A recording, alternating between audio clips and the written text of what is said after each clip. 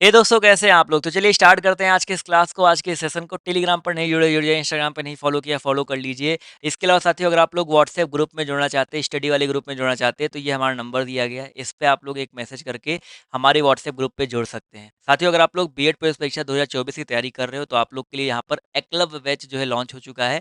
Complete solution यानी कि आपको इस वाले बैच में ए टू जेड जो चीज़ें हैं, जो आपके सब्जेक्ट बीएड प्रवेश परीक्षा में आते हैं, ए टू जेड ये स्टार्ट से लेकर के एकदम जो है अंत तक बेसिक से लेकर आपको जो है जीरो से हीरो यहाँ पर बनाया जाएगा। गवर्नमेंट सीट चाहते हैं तो आज ही जो है आप लोग हमारे इस बैच को ज्वाइन कर लो। एडमिशन्स इसमें ओपन हो चुके हैं। ऑफर चल रहा है अभी आपका 699 का, ठीक है? कैसे जुड़ना है, क्या करना है आपको आगे बताऊँगा। इसकी वैलिडिटी आपकी 1 साल रहने वाली है। तो सबसे पहले आपको हमारा ऐप डाउनलोड करना है, डियर गुरुजी ऑफिशियल ऐप। आपको ये प्ले स्टोर पे मिल जाएगा। उसको डाउनलोड करके रजिस्टर करो। उसके बाद आपको वहाँ पर जाना है पेड कोर्सेज़ में। वहाँ पर आपको एकलव्य बैच मिल जाएगा। डेमो क्लास वहाँ पर मिल जाएगा। डेमो देखिए अच्छा लगता है तो बाय नाउ पे क्लिक करिए। बाय नाउ पे क्लिक करने के बाद आपके सामने ऑप्शन आ जाएगा पे ऑनलाइन का, उस पे क्लिक करके गूगल पे, फ़ोन पे किसी के भी माध्यम से आप लोग जो पेमेंट कर सकते हो। जैसे पेमेंट करेंगे तो आप लोग को यहाँ पर जो ये परचेज़ सेक्शन दिख रहा है, आप इस परचेज़ सेक्शन में जाकर के आप लोग जो अपना परचेज़ है देख सकते हैं, वहाँ पर डेमो देख सकते हैं। पीडीएफ मैंने अपलोड कर दिया है। इम्पोर्टेंट जो बुक्स हैं, किताबें हैं मैंने अपलोड कर दी हैं, तो आप लोग जाकर के जो है चेकआउट कर सकते हो। तो अभी आप लोग इस बैच से जुड़ो क्योंकि आपको यहाँ पर कंप्लीट सॉल्यूशन मिलने वाला है। कंप्लीट आपको यहाँ पर जो है तैयारी करवाई जा रही है। तो अभी जाकर के जुड़ो जिससे आप लोग जो है अपनी तैयारी को एक नई ऊँचाइयों तक लेकर जा सको और आप लोग जो है अपनी जो कह सकते हैं गवर्नमेंट सीट का जो सपना है वो पा सको। गवर्नमेंट सीट में आपको एक देखो मैंने आपको बताया था ना कि गवर्नमेंट सीट अगर आप पाते हो तो आपकी फ़ीस जो है 4 से 5,000 रुपए जो है पूरे साल की लगती है। तो कितना बढ़िया मोटिवेशन है। तो अगर आपको अच्छे से तैयारी करनी है तो आज जो है जुड़ो क्योंकि अभी आपका ऑफ़र चल रहा है 699। ये ऑफ़र आपका जल्दी ही खत्म हो जाएगा। तो जल्दी से जो आप लोग जाकर के जॉइन कर लीजिए। तो चलिए स्टार्ट करते हैं आज के अपनी इस क्लास को, अपने सेशन को, अपने क्लास की तरफ जो हम लोग फ़ोकस करते हैं। चलिए भाई, सब लोग जितने लोग यार क्लास को शेयर कर दो। आई नो कि इस वाली क्लास का नोटिफिकेशन यूट्यूब पे नहीं गया है, तो आप लोग शेयर कर दोगे तो थोड़े लोग जो है जुड़ जाएंगे। ठीक है, उसके बाद ये क्लास आपकी जो है लंबी मैराथन क्लास चलने वाली है, तो देखेंगे लगभग 1 डेढ़ घंटे की क्लास चलेगी, तो पूरा अंत तक देखोगे तो ही मज़ा आने वाला है। ठीक है, तो शेयर करो, पहले शेयर करो यार। संख्या बहुत ज़्यादा जो है यहाँ पर मुझे कम दिखाई पड़ रही है, तो ऐसे तो नहीं मज़ा आने वाला है। सिंपल सी बात है, ऐसे मज़ा आने वाला है नहीं। सिर्फ 200-250 लोग में कहाँ मज़ा आता है भाई। शेयर करिए, संख्या बढ़ाइए, उसके बाद जो क्लास को अच्छे से करेंगे हम लोग स्टार्ट। ठीक है, चलिए पहला क्वेश्चन आपके सामने है। 1 मिनट का समय दीजिए, उसके बाद क्लास को करेंगे स्टार्ट। और सभी लोग जवाब जो देने का प्रयास करेंगे। निम्नलिखित में से आप सभी को अव्यय जो है बताते हुए चलना है। चलिए, क्वेश्चन आपके यहाँ पर फर्स्ट है, जवाब सभी लोग देने का प्रयास करेंगे। अव्यय यहाँ पर क्या हो जाएगा? देखो अव्यय क्या होता है समझो। यहाँ पर अव्यय जो होता है ऐसे शब्दों को कहते हैं जिनमें लिंग, वचन, कारक आदि के प्रभाव से कोई विकार नहीं होता है, यानी कि अविकारी जो शब्द होते हैं वो अव्यय कहलाते हैं। तो ऑप्शन नंबर जितने लोग यहाँ पर सी जवाब दे रहे तथा, वो लोग यहाँ पर बिल्कुल करेक्ट हो जाएंगे। अगला क्वेश्चन देखिए आपसे क्या पूछा गया है। निम्नलिखित में से तद्भव शब्द छांटो भाई। क्वेश्चन नंबर आपका 2 है और आप सभी को यहाँ पर भी क्या छांटना है? तद्भव ही छांटना है। गांव, अमृत उच्च और एकत्र, इसमें तद्भव आपका क्या हो जाएगा? ये अच्छा प्रश्न है, इस प्रश्न का सभी लोग प्रयास करिए और जवाब देते हुए चलिएगा। चलिए धीरे धीरे यहाँ पर देखिए जवाब आना शुरू हो गया है। तो यहाँ पर देखा जाए तो आपका तद्भव क्या हो जाएगा? बिल्कुल सही बात सर, यहाँ पर गांव।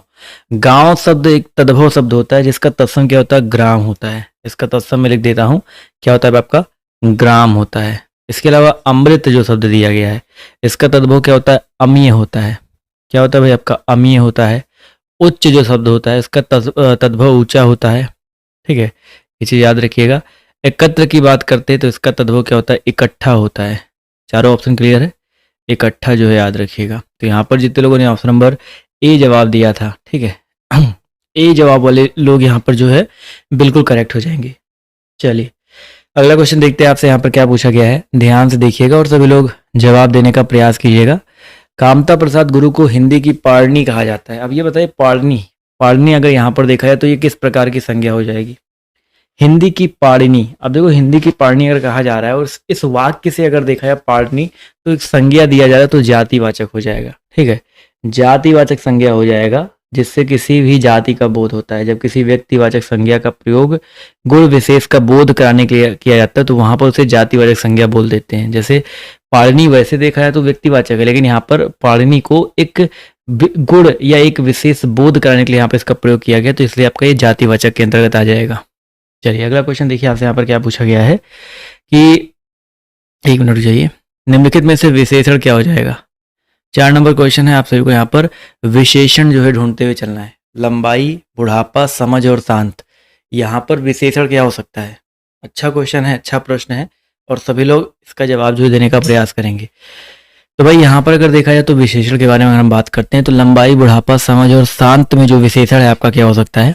जवाब देखिए बिल्कुल सही आ रहा है सर, यहाँ पर शांत, जो शांत शब्द दिया गया है ये आपका साथियों क्या हो जाएगा? विशेषण हो जाएगा। तो ऑप्शन नंबर डी जितने लोगों ने जवाब दिया है वो लोग यहाँ पर बिल्कुल करेक्ट हो जाएंगे।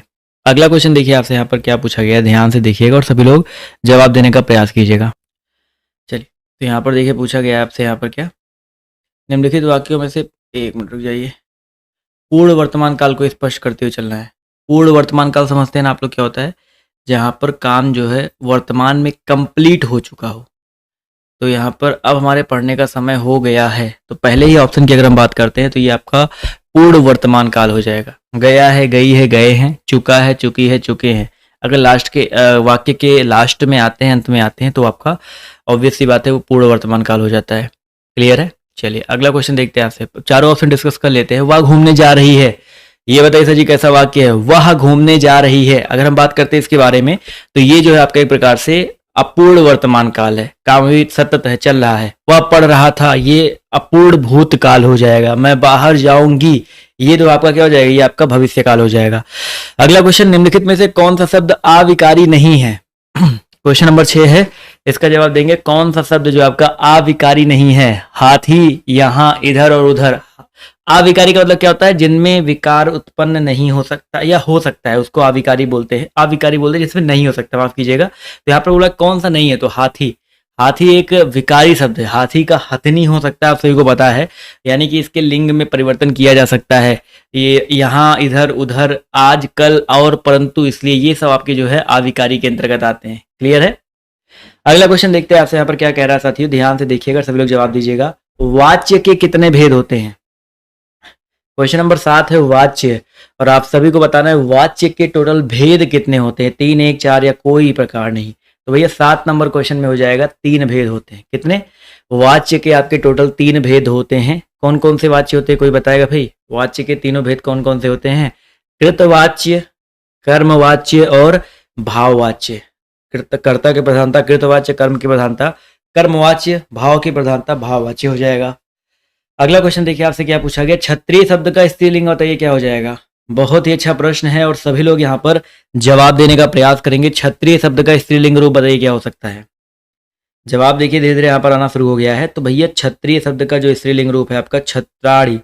ऑप्शन नंबर जो इसका सी वाला दिया गया छत्राड़ी, ये यहाँ पर जो है बिल्कुल करेक्ट हो जाएगा। अगला क्वेश्चन पूछा गया आपसे यहाँ पर, लौह पुरुष में कौन सा समास है? बहुत ही अच्छा प्रश्न है भाई, लौह पुरुष।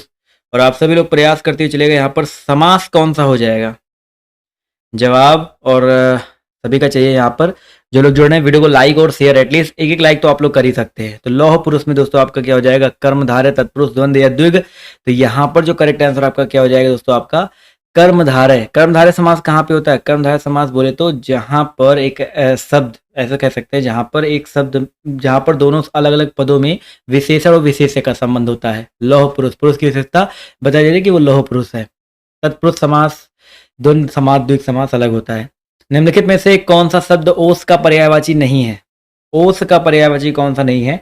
आप सभी लोग बताते हुए चलेगा, इसका जो सही उत्तर आपका क्या हो जाएगा?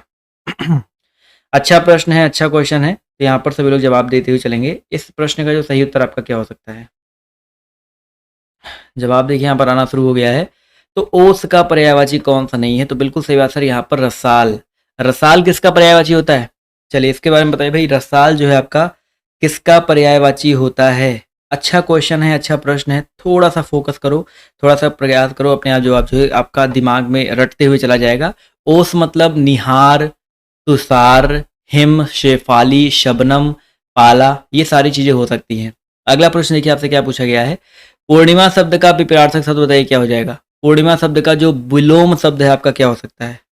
चलिए इस प्रश्न का सभी लोग जवाब देते हुए चलेंगे। पूर्णिमा शब्द का विलोम आपका क्या हो सकता है? जवाब देखिए धीरे धीरे यहाँ पर आना शुरू हो गया है।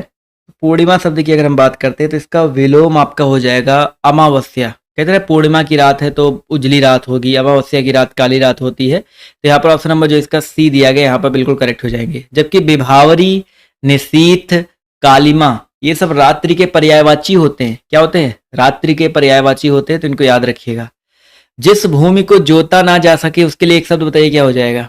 जिस भूमि को जोता ना जा सके उसके लिए एक शब्द बताइए क्या हो सकता है? क्वेश्चन नंबर आपका यहाँ पर 12 दिया गया है। प्रयास करिए और जवाब देते हुए चलिएगा भाई। जिस भूमि को जोता नहीं जा सकता है, तो दोस्तों याद रखिएगा उसको हम लोग आप प्रतिहत बोलते हैं। उर्वर मत बोल दीजिएगा भाई, आप प्रतिहत बोला जाता है। तो ऑप्शन नंबर जितने लोगों ने ए जवाब दिया है वो लोग यहाँ पर बिल्कुल करेक्ट हो जाएंगे। अगला क्वेश्चन देखिए आपसे क्या पूछा गया है कि अनिल और अनल का सही अर्थ देने वाला शब्द युग्म कौन सा हो जाएगा? अनिल और अनल का सही अर्थ देने वाला जो शब्द युग्म है आपका कौन सा हो सकता है? सभी लोग प्रयास करिए और जवाब जो देते हुए चलिएगा। जवाब देखिए बिल्कुल सही आ रहा है। तो इस प्रश्न का जो सही उत्तर आपका क्या हो जाएगा? अनिल मतलब होता है दोस्तों आपका हवा, और अनिल मतलब होता है आग। तो हवा और आग यानी कि वायु और अग्नि कह सकते हैं दूसरे शब्दों में। तो वायु अग्नि यहाँ पर जो है करेक्ट हो जाएगा। क्लियर है? चलिए बहुत ही अच्छी बात है। अगला क्वेश्चन देखिए आपसे यहाँ पर क्या पूछा गया है, ध्यान से देखिएगा और सभी लोग जवाब दीजिएगा। वैज्ञानिक शब्द में कौन सा प्रत्यय हो जाएगा? चलो फटाफट जवाब जो देते हुए चलेगा। वैज्ञानिक शब्द में प्रत्यय कौन सा हो सकता है? तो लास्ट में देखिए इक, छोटी ई लग रहा है ना, तो इक वाला यहाँ पर जितने लोग जवाब दे रहे इक, वो लोग यहाँ पर जो है बिल्कुल करेक्ट हो जाएंगे। चलिए बहुत ही अच्छी बात है। अगला क्वेश्चन देखिए आपसे यहाँ पर क्या पूछा गया है, ध्यान से देखिएगा। क्वेश्चन नंबर हम बात करते हैं 14 के बाद 15 की। तो अभ्यागत में कौन सा उपसर्ग है? अभ्यागत में जो है कौन सा उपसर्ग हो जाएगा? चलिए फटाफट यहाँ पर जवाब जो देते हुए चलेंगे। बहुत ही इंपॉर्टेंट क्वेश्चन है भाई। अभ्यागत, अभ्यागत कैसे बनता है? अभि प्लस आगत मिलके बनता है। उपसर्ग होता है जो पहले लगता है, तो अभि उपसर्ग यहाँ पर लगा गया है। आगत आपका एक मूल शब्द है, आगत आपका मूल शब्द है, उसमें अभि लगा हुआ है, तो अभ्यागत में अभि प्लस आगत मिलके बना है। अगला क्वेश्चन पूछा गया आपसे यहाँ पर, 3 13 करना, इस मुहावरे का सही अर्थ बताइए क्या हो जाएगा? 3 13 करना, इस मुहावरे का सही अर्थ बताइए क्या हो सकता है? जवाब काफी लोग के देखिए यहाँ पर सही आ रहे हैं। तो भैया 3 13 करना मतलब होता है भैया बिखेर कर रख देना। ठीक है, तो जितने लोग यहाँ पर ऑप्शन नंबर सी जवाब दे रहे हैं बिखेर कर रख देना, वो लोग यहाँ पर जो है बिल्कुल करेक्ट हो जाएंगे। चलिए अच्छा प्रश्न है, अच्छा क्वेश्चन है, तो ऑप्शन नंबर सी यहाँ पर करेक्ट हो जाएगा। अगला क्वेश्चन देखिए आपसे कह रहा है कि निम्नलिखित वाक्यों में से कौन सा सरल वाक्य का उदाहरण है? सरल वाक्य यहाँ पर बताइए कौन सा हो जाएगा? सूरज उगा और लग गया, तो ये संयुक्त वाक्य हो जाएगा। मैं लिख देता हूँ जिससे आप लोग जब PDF डाउनलोड करो तो उसको आपको ये चीजें मिल जाए वहां पे। सूर्य उदय होते ही अंधेरा समाप्त हुआ। ऑप्शन नंबर बी की बात करते हैं तो यहाँ पर ही आपका मिश्र वाक्य, सूर्य उदय होते ही, ये भी आपका देखा है तो सूर्य उदय होते ही अंधेरा समाप्त हुआ। देखा है सूर्य उदय होना और अंधेरा अलग अलग हैं, यहाँ पर भी संयुक्त के अंतर्गत आएगा, ये भी याद रखिएगा, ये भी संयुक्त के अंतर्गत आएगा। चलो इसके अलावा बीमारी के कारण राम नहीं आएगा, ये आपका सरल वाक्य हो जाएगा। ठीक है, ये आपका सरल वाक्य हो जाएगा, ये चीज याद रखिएगा। तब लग गया, आपका मिश्रित वाक्य होगा, जब तब में मिश्रित वाक्य हो जाएगा। अगला क्वेश्चन देखिए आपसे क्या पूछा गया है, पूर्ण विराम का चिन्ह बताइए क्या हो जाएगा? चलिए जितने लोग यहाँ पर जुड़े हैं फटाफट या वीडियो को लाइक और शेयर करते हुए चलेगा। इस प्रश्न का सही उत्तर आपका क्या हो सकता है भाई? पूर्ण विराम का चिन्ह जो है आपका क्या हो जाएगा? जवाब देखिए धीरे धीरे यहाँ पर आना शुरू हो गया। तो यहाँ पर पूर्ण विराम का जो चिन्ह है आपका हो सकता है ये वाला। चारों ऑप्शन डिस्कस कर लेते हैं। ये आपका कौन सा विराम है? अगर हम ऑप्शन नंबर फर्स्ट की बात करते हैं तो ये आपका विस्मयादि बोधक चिन्ह है। ये आपका कह सकते हैं इंग्लिश का पूर्ण विराम होता है, और ये आपका क्वेश्चन मार्क होता है। तो चारों ऑप्शन प्रश्नवाचक होता है। तो जितने लोगों ने यहाँ पर ऑप्शन नंबर सी जवाब दिया है वो लोग यहाँ पर जो है बिल्कुल करेक्ट हो जाएंगे। क्लियर है? चलिए साथियों आते हैं, बढ़ते हैं अगले प्रश्न पर। दुख ही जीवन की कथा रही, क्या कहूँ आज जो कही नहीं। बहुत ही अच्छा प्रश्न है भाई। कौन सा रस है यहाँ पर? दुख ही जीवन की कथा रही, क्या कहूँ आज जो कहा नहीं। चलिए इसका जवाब जो देने का प्रयास करेंगे। इसका जो सही उत्तर आपका क्या हो सकता है? करुण रस, श्रृंगार रस, अद्भुत रस या विभत्स रस। 19 नंबर क्वेश्चन है, जवाब देखिए आना शुरू हो गया है। तो यहाँ पर देखा जाए तो आपका हो जाएगा करुण रस। ठीक है, जितने लोगों ने करुण रस जवाब दिया है वो लोग यहाँ पर जो है बिल्कुल करेक्ट हो जाएंगे। करुण रस। क्लियर है? प्रश्न में दी गई पंक्तियों में शोक की जो है भाव की प्रबलता हो रही है, इसी वजह से शोक से करुण रस हो जाएगा। अगला क्वेश्चन, लाल पान की बेगम, ये कहानी किसकी रचना है? लाल पान की बेगम, ये कहानी जो है किसकी रचना है? सभी लोग बताते हुए चलिएगा। इसका जो करेक्ट आंसर आपका क्या हो जाएगा? जवाब देखिए यहाँ पर धीरे धीरे आना शुरू हो गया है। तो भैया लाल पान की बेगम अगर हम बात करते हैं, चलिए जवाब देखिए बिल्कुल सही आ रहा है सर। अमरकांत, फणीश्वरनाथ रेणु, शैलेश मटियानी या यशपाल। तो दोस्तों यहाँ पे याद रखिएगा फणीश्वरनाथ रेणु जी के। ठीक है, फणीश्वरनाथ रेणु जी जो एक कहानीकार, उपन्यासकार, एक आंचलिक कथना मतलब रचनाओं के लेखक थे। तो यहाँ पर जितने लोग जवाब दे रहे हैं ऑप्शन नंबर बी, वो लोग यहाँ पर बिल्कुल करेक्ट हो जाएंगे। एक जब बहुत ज़्यादा आपके पेपर में आता है इनके मतलब फणीश्वरनाथ रेणु जी का मैला आंचल, बहुत ज़्यादा इंपॉर्टेंट है, तो उसको याद रखिएगा। मैला आंचल जो इन्हीं की रचना है, तो मैला आंचल कई बार आपके पेपर में आ चुका है। अगला क्वेश्चन देखिए आपसे यहाँ पर क्या पूछा गया है, ध्यान से देखिएगा और सभी लोग जवाब देने का प्रयास कीजिएगा। चंद्रगुप्त जो नाटक दिया गया है, सभी लोग बताएंगे भाई चंद्रगुप्त नाटक के रचयिता कौन है? भारतेंदु हरिश्चंद्र, जयशंकर प्रसाद, मोहन राकेश या भीष्म साहनी? सभी लोग इस प्रश्न का सभी लोग सही सही जवाब देने का प्रयास करेंगे। इसका जो सही उत्तर आपका क्या हो सकता है? जवाब देखिए यहाँ पर आना शुरू हो गया है। तो यहाँ चंद्रगुप्त जो नाटक दिया गया है, इसके रचयिता दोस्तों याद रखिएगा जयशंकर प्रसाद जी। कौन है? जयशंकर प्रसाद। आप लोग भी थोड़ा सा प्रयास करो जवाब जो देने का, इससे आप लोग भी थोड़ा सा देखो जवाब दोगे तो एटलीस्ट इससे क्या होगा, एक आप लोग यहाँ पर ऐसा लगेगा कि आप लोग इन्वॉल्व हो रहे हो।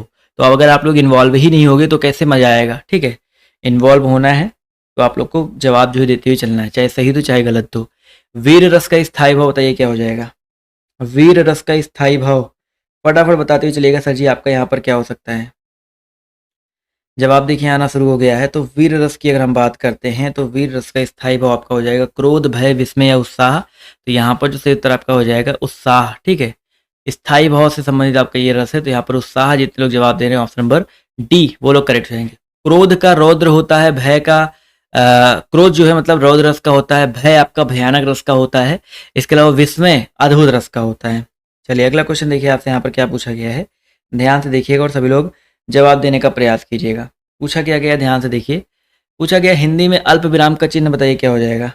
हिंदी में अल्प विराम का चिन्ह जो आपका क्या हो सकता है? बहुत ही अच्छा प्रश्न है, बहुत ही अच्छा क्वेश्चन है। तो ये आपका क्वेश्चन मार्क होता है, समझिएगा, ये आपका क्वेश्चन मार्क होता है, ये आपका विस्मयादि बोधक होता है, ये आपका अल्प विराम को वो कॉमा बोलते हैं। अल्प विराम को क्या बोलते हैं हम लोग? कॉमा बोलते हैं। तो ये चीज़ जो है याद रखिएगा। ठीक है, चलिए तो यहाँ पर डी डी वाला ऑप्शन जो है बिल्कुल करेक्ट हो जाएगा। हिंदी में कौन सी भाषा, हिंदी कौन सी भाषा का शब्द है? कई बार आपको इस तरह क्वेश्चन मैं आपको करवा रखा हूँ। हिंदी जो है कौन सी भाषा का शब्द है? सभी लोग यहाँ पर जवाब जो देने का प्रयास करेंगे। इसका जो सही उत्तर आपका क्या हो जाएगा? चलिए, बहुत ही अच्छा प्रश्न है और जवाब देखिए यहाँ पर धीरे धीरे आना शुरू हो गया है। तो हिंदी की अगर हम बात करते हैं दोस्तों, तो हिंदी जो है आपका, हिंदी जो है आपका दोस्तों याद रखिएगा, ये आपका फारसी भाषा का शब्द है। ठीक है, हिंदी, हिंद प्लस ई मिलके बना है हिंदी, और हिंद जो है फारसी से संबंधित है। तो यहाँ पर इतने लोग जवाब दे रहे हैं ऑप्शन नंबर बी, वो लोग यहाँ पर जो है बिल्कुल करेक्ट हो जाएंगे। क्लियर है? चलिए, बहुत ही अच्छी बात है। तो जितने लोगों ने यहाँ पर जवाब दिया ऑप्शन नंबर बी वाला, वो लोग यहाँ पर बिल्कुल करेक्ट हो जाएंगे। अगला क्वेश्चन पूछा गया आपसे यहाँ पर, पंजाबी भाषा का जन्म जो है किस अपभ्रंश से हुआ है? बहुत ही इंपॉर्टेंट क्वेश्चन भाई, पंजाबी भाषा का जो जन्म है वो किस अपभ्रंश से हुआ है? फटाफट जवाब जो है देते हुए चलिएगा, बहुत ही इंपॉर्टेंट क्वेश्चन है और सभी लोग यहाँ पर जवाब जो देने का प्रयास करेंगे। चलो भाई साहब, जवाब बिल्कुल सही आ रहा है यहाँ पर। तो यहाँ पर अगर हम बात करते हैं पंजाबी भाषा के बारे में, तो पंजाबी भाषा का जो जन्म है वो पैसाची अपभ्रंश से हुआ है। किससे हुआ भाई? आपका पैसाची अपभ्रंश से हुआ है। तो यहाँ पर जितने लोग पैसाची जवाब दे रहे हैं ऑप्शन नंबर ए वाला, वो लोग यहाँ पर जो है बिल्कुल करेक्ट हो जाएंगे। क्लियर है? चलिए दोस्तों, आते हैं अगले क्वेश्चन की तरफ। तो अगला क्वेश्चन देखिए आपसे यहाँ पर क्या पूछा गया है, ध्यान से देखिए और सभी लोग जवाब दीजिएगा। निम्नलिखित में से अव्यय बताओ कौन सा हो जाएगा? अव्यय, फटाफट अव्यय। अव्यय मतलब क्या होता है भाई? अविकारी शब्द जिनमें कोई विकार उत्पन्न नहीं हो सकता है, वो आपका अव्यय होता है। तो यहाँ पर अव्यय बताइए क्या हो सकता है? चलिए, जवाब देखिए यहाँ पर धीरे धीरे आना शुरू हो गया है। तो इस प्रश्न का जो सही उत्तर आपका क्या हो जाएगा? तो प्राचीन, मोटा, गरीब और एक समुच्चय बोधक अव्यय है। तो जितने लोग यहाँ पर ऑप्शन नंबर जवाब दे रहे हैं भाई साहब डी वाला, वो लोग तो यहाँ पर बिल्कुल करेक्ट हो जाएंगे। क्लियर है? चलिए, बहुत अच्छा प्रश्न था, काफी लोगों ने यहाँ पर जवाब भी सही दिया है। कौन सा शब्द भाववाचक संज्ञा नहीं है? कौन सा शब्द जो आपका भाववाचक संज्ञा नहीं है? आप सभी को ये बताते हुए चलना है। भाववाचक कैसे समझते हैं भाई? जैसे हम पहले के बात करते हैं, भलाई, पढ़ाई, सुंदर और अपनापन। तो सुंदर शब्द की बात करते हैं। देखिए, सुंदर शब्द आपका पहले बात तो संज्ञा ही नहीं है। सुंदर शब्द जो दिया गया है संज्ञा नहीं है। क्या आपका भाई बड़ा बताइए सर, सुंदर शब्द आपका क्या हो जाएगा? सुंदर आपका एक विशेषण हो जाएगा, वह बहुत सुंदर है, उसकी लिखावट बहुत सुंदर है। तो सुंदर आपका एक गुणवाचक विशेषण के अंतर्गत आता है। तो ये चीज तो बिल्कुल भी आपको मिस नहीं करना है। अगला क्वेश्चन पूछा गया है कि अव्यय के कितने भेद होते हैं? जो भी है 28-29 नंबर क्वेश्चन है। अव्यय के कुल कितने भेद होते हैं? चलिए, जवाब देखिए आना शुरू हो गया है। अव्यय के 4 भेद होते हैं, 3 भेद होते हैं, कितने भेद होते हैं? सभी लोग बताते हुए चलिएगा। तो भाई याद रखिएगा अव्यय के टोटल आपके 4 भेद होते हैं। कितने भाई? 4 भेद होते हैं, तो ये चीज़ याद रखेंगे। तो जितने लोगों ने यहाँ पर 4 जवाब दिया है, बोले तो ऑप्शन नंबर सी वाला जितने लोगों ने जवाब दिया है वो लोग यहाँ पर जो है बिल्कुल करेक्ट हो जाएंगे। क्लियर है? चलिए अगला क्वेश्चन देखिए आपसे यहाँ पर क्या पूछा गया है, ध्यान से देखिएगा और सभी लोग जवाब जो देने का प्रयास कीजिएगा। पूछा क्या गया है, कौन कौन से होते हैं ये भी जान लो। अच्छा ठीक है, ये भी जान लो भाई। अव्यय के जो भेद होते हैं आपके, क्रिया विशेषण अव्यय, संबंध बोधक अव्यय, विस्मयादि बोधक अव्यय, ठीक है, और समुच्चय बोधक अव्यय। जहां कर्ता की प्रधानता हो वहां पर कौन सा वाच्य होता है? जहां पर कर्ता की प्रधानता हो वहां पर कौन सा वाच्य होता है? तो दोस्तों याद रखिए, जहां पर कर्ता की प्रधानता होती है वहां पर कृतवाच्य होता है, जहां पे कर्म की प्रधानता होती है वहां पर कर्मवाच्य होता है, जहां पे भाव की प्रधानता होती है वहां भाववाच्य होता है। ऐसे याद रखिएगा। अगला क्वेश्चन, हमें प्रतिदिन सूर्य नमस्कार करना चाहिए, तो आपको बताते हुए चलना भाई, हमें प्रतिदिन सूर्य नमस्कार करना चाहिए। तो यहाँ पर जो ये सूर्य प्रतिदिन है, यहाँ पर आपको बताते हुए चलना है ये क्या है, आपका उपसर्ग है, अव्यय है या सर्वनाम है।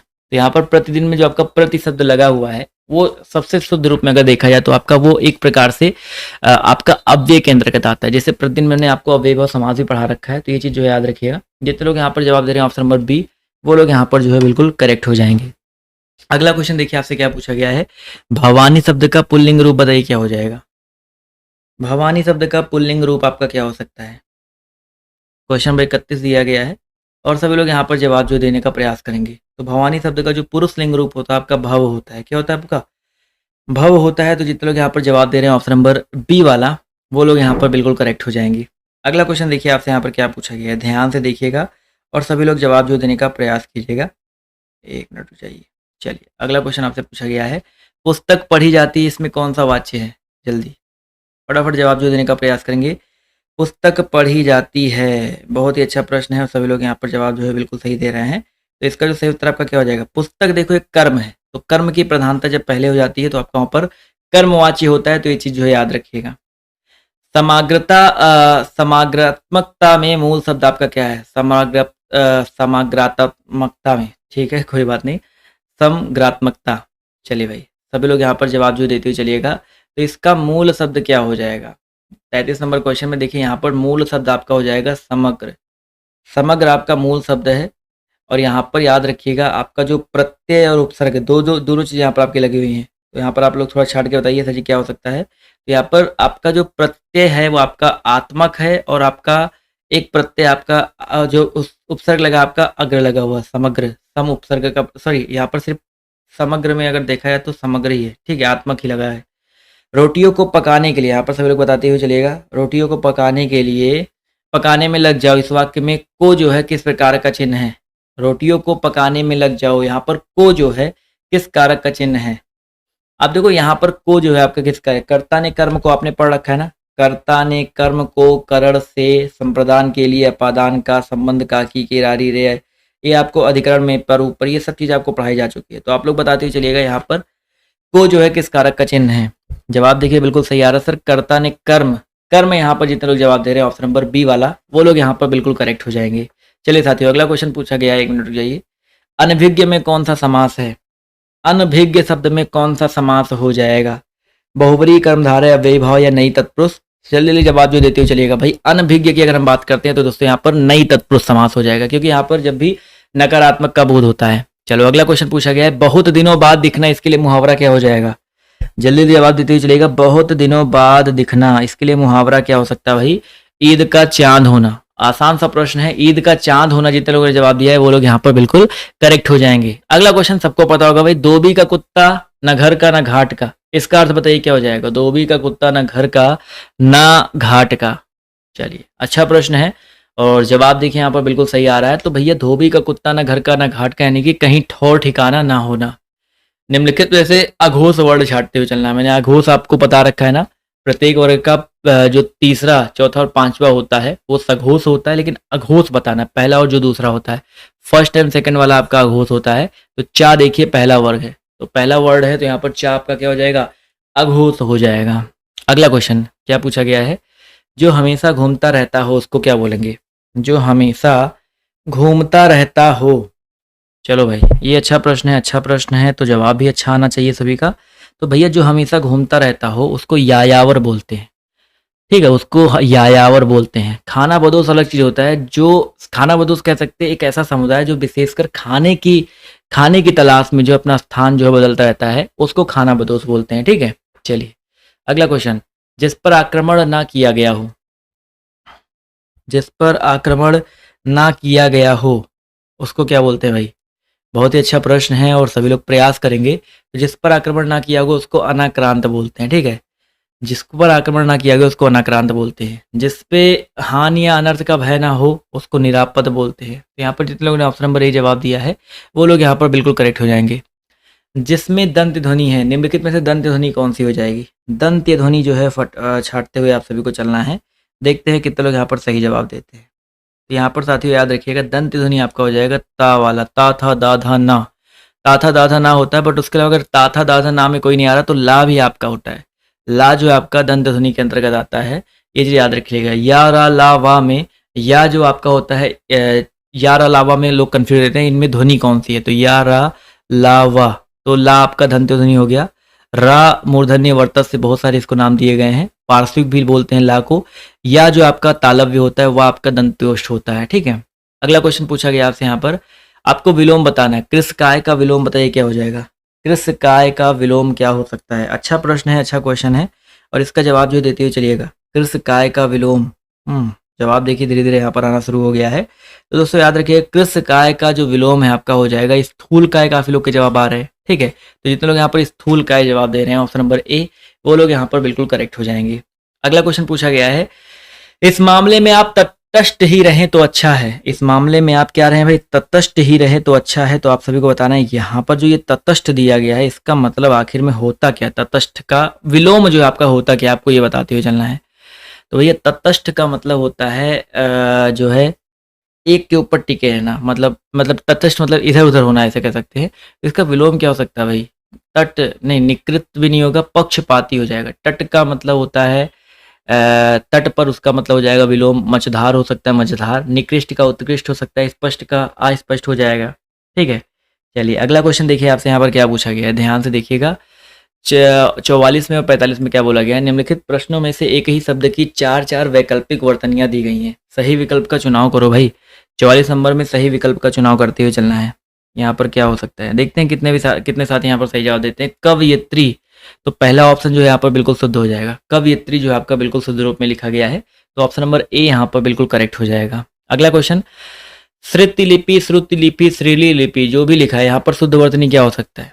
क्वेश्चन नंबर 45 है, जवाब जो है देते हुए चलिएगा। और यहाँ पर जितने लोग जुड़े हुए हो, इतने सारे लोग जुड़ रहे हैं, ठीक है, एटलीस्ट अंत तक देखने का प्रयास किया करो। और जो लोग पहली बार क्लास में आ रहे हैं, वीडियो को लाइक और शेयर सब्सक्राइब कर दिया करो। ठीक है, तो श्रुति लिपि यहाँ पर ऑप्शन नंबर डी वाला जो है करेक्ट हो जाएगा। क्लियर है? अगला क्वेश्चन देखिए आपसे क्या पूछा गया है। 46 नंबर क्वेश्चन में आपको अशुद्ध छाटना है। अशुद्ध यहाँ पर कौन सा हो जाए? कृष्णा जी के अनेकों नाम है, पुस्तक बहुत ही उपयोगी है। तो पहले ही वाक्य की बात करते हैं, देखो ध्यान से क्या शुद्धि है। कृष्णा जी के अनेक नाम है, अगर ये होता तो बिल्कुल शुद्ध होता। ठीक है, कृष्णा जी के अनेक नाम है, ये आपका अशुद्ध अंश हो जाएगा, अशुद्ध वाक्य हो जाएगा। तो ऑप्शन नंबर ए यहाँ पर बिल्कुल करेक्ट हो जाएगा। चलिए दोस्तों आते हैं, बढ़ते हैं अगले प्रश्न पर। इसको छोड़ दो, ये आपके गद्यांश वाले क्वेश्चन है, गद्यांश वाले छोड़ देते हैं, कोई दिक्कत वाली बात नहीं है। गद्यांश की बात बढ़ते हैं अगले क्वेश्चन की तरफ। तो आपसे यहाँ पर देखिए क्या पूछा गया। क्वेश्चन सबको दिख रहा है ना? जो भाषा या बोली व्याकरणिक ढांचे में ढलकर व्यवस्थित रूप से ग्रहण कर लेती है उसे क्या कहते हैं? क्वेश्चन नंबर आपके यहाँ पर फर्स्ट दिया गया है अगले सेट का, और इसका जवाब जो देते हुए चलेंगे। जब कोई बोली या भाषा व्याकरणिक अगर ढांचे में ढल गई है तो उसको हम लोग क्षेत्रीय तो बोलेंगे, उसको हम लोग परिनिष्ठित या मानक लैंग्वेज कहेंगे। ठीक है, परिनिष्ठित भाषा कह सकते हैं। तो ऑप्शन नंबर बी यहाँ पर जो है बिल्कुल करेक्ट हो जाएगा। अगला क्वेश्चन देखिए आपसे क्या पूछा गया है कि किन वर्णों को अर्ध स्वर कहा जाता है? चलिए सभी लोग बताते हुए चलिएगा भाई, अर्ध स्वर जो है किन वर्णों को कहा जाता है? चलिए फटाफट जवाब जो देते हुए चलिएगा। इस प्रश्न का जो सही उत्तर आपका क्या हो जाएगा? जवाब देखिए यहाँ पर आना शुरू हो गया है और बहुत ही अच्छा प्रश्न है। तो अर्ध स्वर यहाँ पर अगर देखा जाए तो दोस्तों याद रखिए या और वा को, ये बहुत इंपॉर्टेंट क्वेश्चन है। या और वा को अर्ध स्वर कहा जाता है, कई बार आपके पेपर में जो आपका आ चुका है, तो इसको बिल्कुल भी गलत मत करिएगा। ठीक है भाई साहब, चलिए भाई बिल्कुल सही बात है। तो यहाँ पर जितने लोगों ने जवाब दिया ऑप्शन नंबर बी वाला, वो लोग यहाँ पर जो है बिल्कुल करेक्ट हो जाएंगे। चलो अगला क्वेश्चन देखो आपसे यहाँ पर क्या बोला गया है, ध्यान से देखिएगा और सभी लोग जवाब जो देने का प्रयास कीजिएगा। चलिए 1 मिनट रुक जाइए। खिड़की जो है आपका कैसा शब्द है? खिड़की जो आपका किस प्रकार का शब्द है? सभी लोग बताते हुए चलेंगे। खिड़की जो आपका किस प्रकार का शब्द है? जवाब देखिए यहाँ पर धीरे-धीरे आना शुरू हो गया है। तो खिड़की की अगर हम बात करते हैं साथियों तो आपका देशज के अंतर्गत आता है, ठीक है? देशज, भाई देशज क्या होता है? ऐसे शब्द जिनकी उत्पत्ति का पता नहीं लग पाता है, जिनकी उत्पत्ति का भैया पता नहीं लग पाता, वो आपके देशज शब्द कहलाते हैं। तो यहाँ पर जितने लोग जवाब दे रहे हैं भाई साहब ऑप्शन नंबर ए वाला, वो लोग यहाँ पर बिल्कुल करेक्ट हो जाएंगे। अगला प्रश्न देखिए आपसे क्या पूछा गया है। बाजार से किस संज्ञा का बोध होता है? बाजार से किस संज्ञा का बोध होता है? फटाफट बताते हुए चलेगा। इसका जो सही उत्तर आपका क्या हो जाएगा? जवाब देखिए यहाँ पर धीरे धीरे आना शुरू हो गया है। तो इस प्रश्न का जो सही उत्तर आपका क्या हो जाएगा? बहुत ही अच्छा प्रश्न है और जवाब देखिए यहाँ पर बिल्कुल सही आ रहा है। सर बाजार से अगर हम बात करते हैं तो बाजार से एक समूह का बोध हो रहा है। बाजार से क्या होता है भाई? समूह का बोध होता है। तो समूहवाचक संज्ञा हो जाएगा। तो जितना लोग यहाँ पर जवाब दे रहे हैं ऑप्शन नंबर बी वाला, वो लोग यहाँ पर जो है बिल्कुल करेक्ट हो जाएंगे। क्लियर है? चलिए दोस्तों आते हैं, बढ़ते हैं अगले प्रश्न पर। तो अगला प्रश्न देखिए आपसे यहाँ पर क्या पूछा गया है।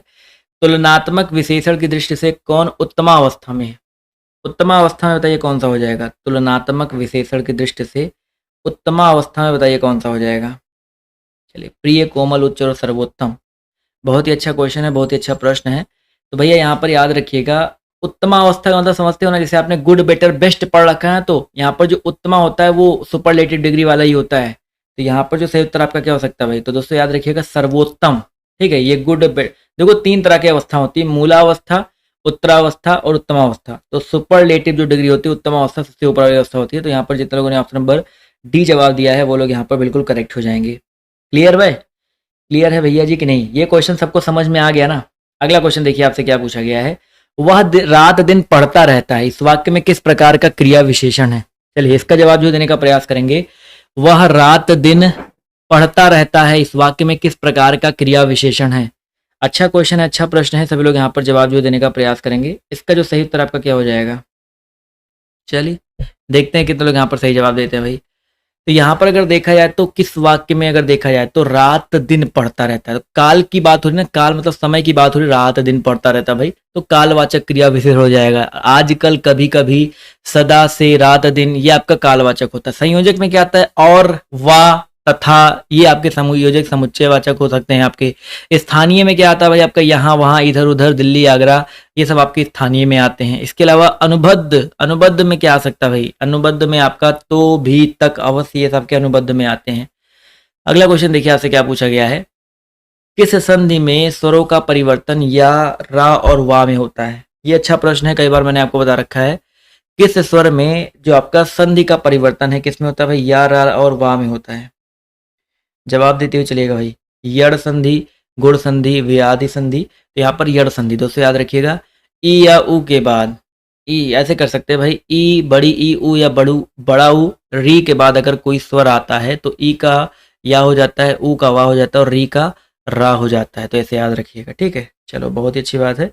जितने लोगों ने यहाँ पर जवाब दिया ऑप्शन नंबर डी, वो लोग यहाँ पर बिल्कुल करेक्ट हो जाएंगे। अगला क्वेश्चन देखिए आपसे यहाँ पर क्या पूछा गया है। ध्यान से देखिएगा और सभी लोग जवाब देने का प्रयास कीजिएगा। 1 मिनट जाइए। चलिए, उत प्लस लंघन, इसमें से कौन सी संधि हो जाएगी? उत प्लस लंघन में कौन सी संधि हो जाएगी? चलिए इस प्रश्न का सभी लोग जवाब जो देने का प्रयास करेंगे। इसका जो सही उत्तर आपका क्या हो जाएगा? उत प्लस लंघन की अगर हम बात करते हैं तो उल्लंघन होता है और ये व्यंजन संधि का उदाहरण है, ठीक है। किसका उदाहरण है आपका? ये व्यंजन संधि का उदाहरण है। तो ये चीज याद रखिएगा। तो ऑप्शन नंबर जितने लोगों ने ए जवाब दिया है, जैसे उत प्लस लाख रहा, उल्लास होता है, उल्लेख होता है, तल्लीन होता है, ये सारे आपके जो व्यंजन में आते हैं। तो ये चीज याद रखिएगा। अगला क्वेश्चन देखिए आपसे यहाँ पर क्या पूछा गया है। ध्यान से देखिएगा और सभी लोग जवाब दीजिएगा। स्त्रीलिंग शब्द आप सभी लोग छाटते हुए चलेगा। फटाफट यहाँ पर सभी लोग स्त्रीलिंग शब्द जो है छाटते हुए चलेंगे। देखते हैं कितने लोग सही जवाब देते हैं यहाँ पर। अच्छा प्रश्न है, अच्छा क्वेश्चन है और सभी लोग जवाब जो है देने का प्रयास करेंगे। सौभाग्य, सुंदरता, तो काफी लोग ने यहाँ पर सुंदरता जवाब दिया है। तो बिल्कुल सही बात सर, सुंदरता जो आपका स्त्रीलिंग के अंतर्गत आ जाएगा। तो ऑप्शन नंबर बी यहाँ पर बिल्कुल करेक्ट हो जाएगा। अगला क्वेश्चन देखिए आपसे यहाँ पर क्या पूछा गया है। ध्यान से देखिए। भूदान में कौन सा समास है? भूदान, देखो समास विग्रह करो पहले, फिर अपने आप जवाब जो आपका आएगा। भूदान में कौन सा समास हो जाएगा? फटाफट जवाब जो देते हुए चलिएगा। भूदान, तो भूदान का समास विग्रह होता है भू के लिए दान। क्या होता है भाई आपका? भू के लिए दान, भूमि का दान कह सकते हो। तो आप दोनों हिसाब से आपका तत्पुरुष हो जाएगा, ठीक है। भूमि के लिए दान नहीं, भू का दान या भूमि का दान होना चाहिए था, तो तब भी तत्पुरुष समास आएगा दोनों तरह से। तो यहाँ पर जितने लोग ऑप्शन नंबर बी जवाब दे रहे हैं, बी ऑप्शन वाले जितने भी साथी हैं वो लोग यहाँ पर बिल्कुल करेक्ट हो जाएंगे। अगला क्वेश्चन देखिए आपसे क्या पूछा गया है। पक्षी दाना चुग रही है, पक्षी का पर्यायवाची बताते हुए चलिए भाई, पक्षी का पर्यायवाची बताइए क्या हो जाएगा। अच्छा प्रश्न है, अच्छा क्वेश्चन है, और सभी लोग एटलीस्ट थोड़ा सा मतलब जो है इन्वॉल्व होने का प्रयास करो और जवाब देने का प्रयास करो। वीडियो अच्छा लग रहा है तो एक एक लाइक जो आप लोग करते हुए चलिएगा। तो पर्यायवाची का शब्द कौन सा नहीं है, तो पंकज। पंकज काफी लोग के जवाब आ रहे हैं। पंकज मतलब होता है कमल, पंकज मतलब पंख यानी कि कीचड़ में जन्म लेने वाला पंकज होता है, कमल होता है, ठीक है, ये चीज याद रखिएगा। चलिए अगला क्वेश्चन, जटिल शब्द का विलोम बताइए क्या हो जाएगा। जटिल शब्द का विलोम क्या हो सकता है। अच्छा प्रश्न है, अच्छा क्वेश्चन है, सभी लोग प्रयास करते हुए चलेंगे। जवाब देखिए यहाँ पर धीरे धीरे आना शुरू हो गया है। तो भैया ये जटिल शब्द का जो विलोम है आपका क्या हो सकता है। 12 नंबर क्वेश्चन में आपको हो जाएगा सरल, ठीक है, सरल यहाँ पर जो है बिल्कुल करेक्ट हो जाएगा। अगला क्वेश्चन देखते हैं आपसे यहाँ पर क्या पूछा गया। सरल तो हो गया, पूछा गया आपसे यहाँ पर, एक मिनट ध्यान से देखिएगा। जिसे शीघ्र ही जिसे शीघ्र प्रसन्न किया जा सकता है, मैंने आपको ये बता भी रखा है इसके बारे में। वो शंकर जी का जो पर्यायवाची भी होता है, जिसे शीघ्र ही प्रसन्न किया जा सकता हो, तो उसको हम लोग क्या बोलते हैं दोस्तों, आशुतोष। बहुत ही आसान सा प्रश्न था। तो आशुतोष को जो है शीघ्र ही, आशुतोष का मतलब होता है जिसे शीघ्र ही प्रसन्न किया जाए जा सके। अगला क्वेश्चन, नीचे दिए गए 4 विकल्पों में से तत्सम शब्द का चयन कीजिए भाई। तत्सम शब्द का चयन करते हुए चलेंगे। स्थान, अस्थान, स्थान या स्नान, सभी लोग यहाँ पर जवाब जो देते हुए चलेगा भाई। तो यहाँ पर तत्सम शब्द आपका क्या हो सकता है। बहुत ही अच्छा प्रश्न है, जवाब देखिए आना शुरू हो गया। तो स्नान, स्नान शब्द जो दिया गया आपका तत्सम शब्द के स्नान वाला, माफ कीजिएगा, स्नान ऑप्शन नंबर डी वाला, डी वाला जितने लोग जवाब दे रहे हैं ये आपका तत्सम के अंतर्गत आता है। तो ऑप्शन नंबर डी यहाँ पर बिल्कुल करेक्ट हो जाएगा। क्लियर है। अगला क्वेश्चन देखिए आपसे यहाँ पर क्या पूछा गया है। अपमान में कौन सा उपसर्ग हो जाएगा। अपमान में उपसर्ग बताते हुए चलना है। आ, मन, मान या अप। क्वेश्चन नंबर 15 है, जवाब देखिए यहाँ पर आना शुरू हो गया है।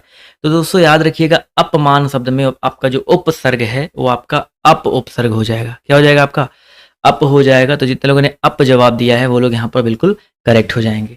अगला क्वेश्चन, चोर की दाढ़ी में तिनका, इसका अर्थ बताइए क्या हो सकता है। चोर की दाढ़ी में तिनका, इसका अर्थ बताइए क्या हो जाएगा। तो भैया चोर की दाढ़ी में तिनका बोले तो जो क्या बोलते हैं, दोषी होता है वो हमेशा क्या होता है, चौकन्ना रहता है, ठीक है। चोर की दाढ़ी में तिनका, तो यहाँ पर जितने लोग ऑप्शन नंबर डी जवाब दे रहे हैं वो लोग यहाँ पर जो है बिल्कुल करेक्ट हो जाएंगे। अगला क्वेश्चन देखिए आपसे यहाँ पर क्या पूछा गया है। वह मुझसे बड़ा है, ये कैसा वाक्य है।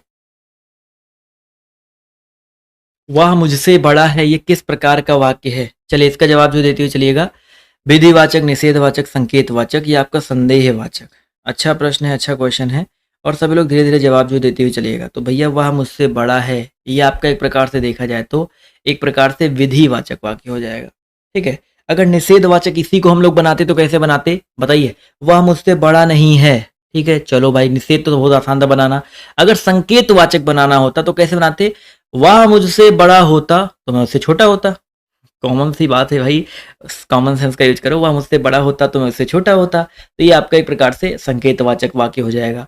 संकेतवाचक के अलावा संदेह अगर बनाना होता तो कहते हैं शायद वह मुझसे बड़ा है, शायद वह मुझसे बड़ा है, आपका संदेह हो जाता। चलिए अगला क्वेश्चन देखिए आपसे यहाँ पर क्या पूछा गया है, ध्यान से देखिएगा। निम्नलिखित में से शुद्ध शब्द बताते हुए चलिएगा। शुद्ध शब्द यहाँ पर बताइए कौन सा हो जाएगा। अच्छा क्वेश्चन है, अच्छा प्रश्न है, और इसमें जवाब जो देने का प्रयास करेंगे। भर्त्सना जो है शुद्ध रूप से कौन सा लिखा गया है, तो ये यहाँ पर याद रखिए, जो आपका ऑप्शन नंबर ए वाला लिखा गया है ये आपका शुद्ध रूप में लिखा गया है, ठीक है। यही वाला जो आपका शुद्ध रूप में हो जाएगा। तो ऑप्शन नंबर ए यहाँ पर बिल्कुल करेक्ट हो जाएगा। चलिए भाई अगला क्वेश्चन देखिए आपसे यहाँ पर क्या पूछा गया है, ध्यान से देखिएगा और सभी लोग जवाब दीजिएगा।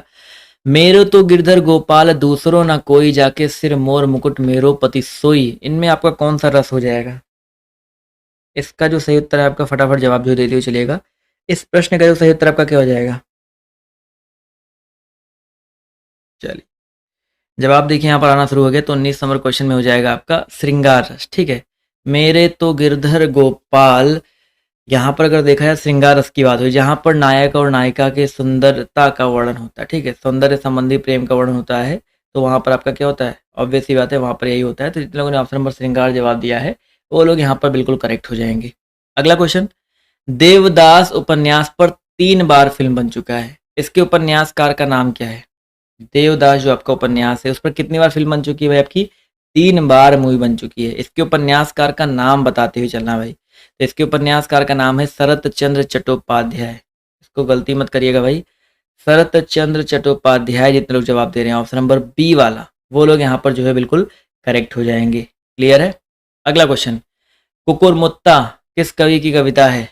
कुकुरमुत्ता जो है किस कवि की कविता है? निराला जी की है, गे जी की है, या किसकी है भाई? तो दोस्तों याद रखिएगा, जो कुकुरमुत्ता दिया गया है ये जो है आपकी सूर्यकांत त्रिपाठी निराला जी की कृति है, कविता है। अनामिका, परिमल, राम की शक्ति पूजा से कह के है, तो ये सारी इनकी रचनाएं हैं। अगे जी का एक रचना कई बार पेपर में आता है, कितनी नावों में कितनी बार। ठीक है, चलिए अगला क्वेश्चन देखिए आपसे क्या पूछा गया है। महादेव वर्मा जी को ज्ञानपीठ पुरस्कार किस कृति पर मिला है? सबसे आसान प्रश्न है, कई बार आपको मैं बता चुका हूं, तो भैया जी याद रखिएगा, महादेवी वर्मा जी को यामा के लिए। ठीक है, महादेवी वर्मा जी को 1982 ईस्वी में ज्ञानपीठ पुरस्कार मिला था, जो कि साहित्य का सबसे बड़ा पुरस्कार माना जाता है। उनका एक काव्य संग्रह था यामा, इसके लिए उनको मिला था, और ये ज्ञानपीठ पुरस्कार प्राप्त करने वाली पहली महिला थी, ये चीज याद रखिएगा। ठीक है, अगला क्वेश्चन क्या पूछा गया है। इनको आधुनिक युग की मीरा भी कहा जाता है, ये भी याद रखिएगा। ठीक है, अगला क्वेश्चन देखिए आपसे क्या पूछा गया है। री ध्वनि का उच्चारण स्थान आपका बताइए क्या है? जो आपका री ध्वनि है इसका उच्चारण स्थान आपका बताइए क्या हो जाएगा? री री ध्वनि का जो उच्चारण स्थान आपका याद रखिएगा मूर्धा होता है। ठीक है, री आप बोल करके देखो, री री का हल्का सा रा होता है, रा, यहाँ पर मूर्धा हो जाएगा। ठीक है, अगला क्वेश्चन, ब्रजबुली नाम से जानी जाती है, ब्रजबुली नाम से जो है जानी जाती है, पंजाबी, मराठी, गुजराती या पुरानी बांग्ला? चलिए इसका जवाब जो देने का प्रयास करेंगे, तो भैया ब्रजबुली के नाम से जानी जाती है आपकी पुरानी बांग्ला। कौन सी? पुरानी बांग्ला। तो जितने लोग यहाँ पर जवाब दे रहे हैं ऑप्शन नंबर डी वाला, वो लोग यहाँ पर बिल्कुल करेक्ट हो जाएंगे। अगला क्वेश्चन पूछा गया है कि लिपि किसे कहते हैं? लिपि जो है किसको कहते हैं? भाषा के लिखित रूप को, या किसी भी लिखित भाषा को? इसका जो सही उत्तर आपका क्या हो जाएगा? लिपि जो है किसको कहा जाता है? तो भैया जी लिपि की अगर हम बात करते हैं, तो लिपि जो है भाषा को लिखित रूप में व्यक्त करने के लिए, जो ध्वनि को अंकित करने के लिए चिन्हों की व्यवस्था है। ठीक है, लिखित रूप को कहते हैं, लेकिन शुद्ध रूप में आपका देखिए ऑप्शन नंबर सी में ही दिया गया है। तो जितने लोगों ने ऑप्शन नंबर सी जवाब दिया है वो लोग यहाँ पर जो है बिल्कुल करेक्ट हो जाएंगे। चलिए साथियों, आते हैं बढ़ते हैं अगले प्रश्न की तरफ। तो अगला प्रश्न देखिए आपसे यहाँ पर क्या पूछा गया है, ध्यान से देखिएगा। संज्ञा का भेद कौन सा नहीं होता है? संज्ञा का भेद कौन सा नहीं है, इसके बारे में जवाब जो देते हुए चलिएगा। इसका जो सही उत्तर आपका क्या हो जाएगा? चलिए जवाब देखिए, क्वेश्चन नंबर 26 का यहाँ पर आना शुरू हो गया है। तो भाई यहाँ पर अगर हम बात करते हैं निजवाचक, निजवाचक जो है आपका संज्ञा का भेद नहीं है। संज्ञा के कितने भेद होते हैं? 5 भेद होते हैं। कौन कौन से होते हैं साथियों? व्यक्तिवाचक होता है, जातिवाचक होता है, समूहवाचक होता है, और आपका भाववाचक होता है। तो ये 5 प्रकार होते हैं संज्ञाओं के भेद। तो यहाँ पर निजवाचक जैसा कोई प्रकार नहीं है। ठीक है, तो यहाँ पर ऑप्शन नंबर जो इसका सी दिया गया करेक्ट हो जाएगा। निजवाचक सर्वनाम होता है बट संज्ञा नहीं होता है। कौन सा शब्द जातिवाचक संज्ञा नहीं है? ये भी अच्छा प्रश्न है, इसका जवाब दीजिए। कौन सा शब्द जो है कैसा संज्ञा नहीं भाई? जातिवाचक संज्ञा शब्द नहीं है। लेखक जाति का बोध कराता है, शिक्षक कराता है, वकील और मीठा। यहाँ पर बताते हुए चलिएगा भाई, यहाँ पर क्या हो जाएगा भाई? मीठा शब्द। मीठा शब्द जो है एक विशेषण है, कोई संज्ञा है ही नहीं। पहली बात तो मीठा शब्द आपका क्या एक प्रकार से विशेषण है। तो ऑप्शन नंबर डी यहाँ पर करेक्ट हो जाएगा। अगला क्वेश्चन देखिए आपसे यहाँ पर क्या पूछा गया साथियों। मोहन तेजी से दौड़ता है, इसमें क्रिया विशेषण कौन सा हो जाएगा? मोहन कैसा दौड़ता है भाई? तेजी से दौड़ता है। यहाँ पर क्रिया विशेषण क्या हो सकता है? तो भैया जी यहाँ पर जो क्रिया विशेषण है आपका हो जाएगा तेजी से। ठीक है, ऑप्शन नंबर जो इसका बी दिया गया है। क्रिया की जो विशेषता बता रहा हूँ, दौड़ना एक क्रिया है, उसकी विशेषता तेजी से बताई जा रही है, तो यहाँ पर तेजी से जो आपका हो जाएगा क्रिया विशेषण हो जाएगा। चलो बहुत ही अच्छी बात है। अगला क्वेश्चन, निम्नलिखित में से किसमें एल प्रत्यय है? 29 नंबर क्वेश्चन में आपको बताना है एल प्रत्यय बताइए सर जी किसमें दिया गया? बिगड़ैल, बैल, मैल, सैल। अच्छा प्रश्न है, अच्छा क्वेश्चन है, थोड़ा सा प्रयास करो, जवाब आपका सही से ही आएगा। चलिए जवाब देखिए बिल्कुल सही आ रहा है। तो यहाँ पर जो करेक्ट आंसर आपका क्या हो सकता है?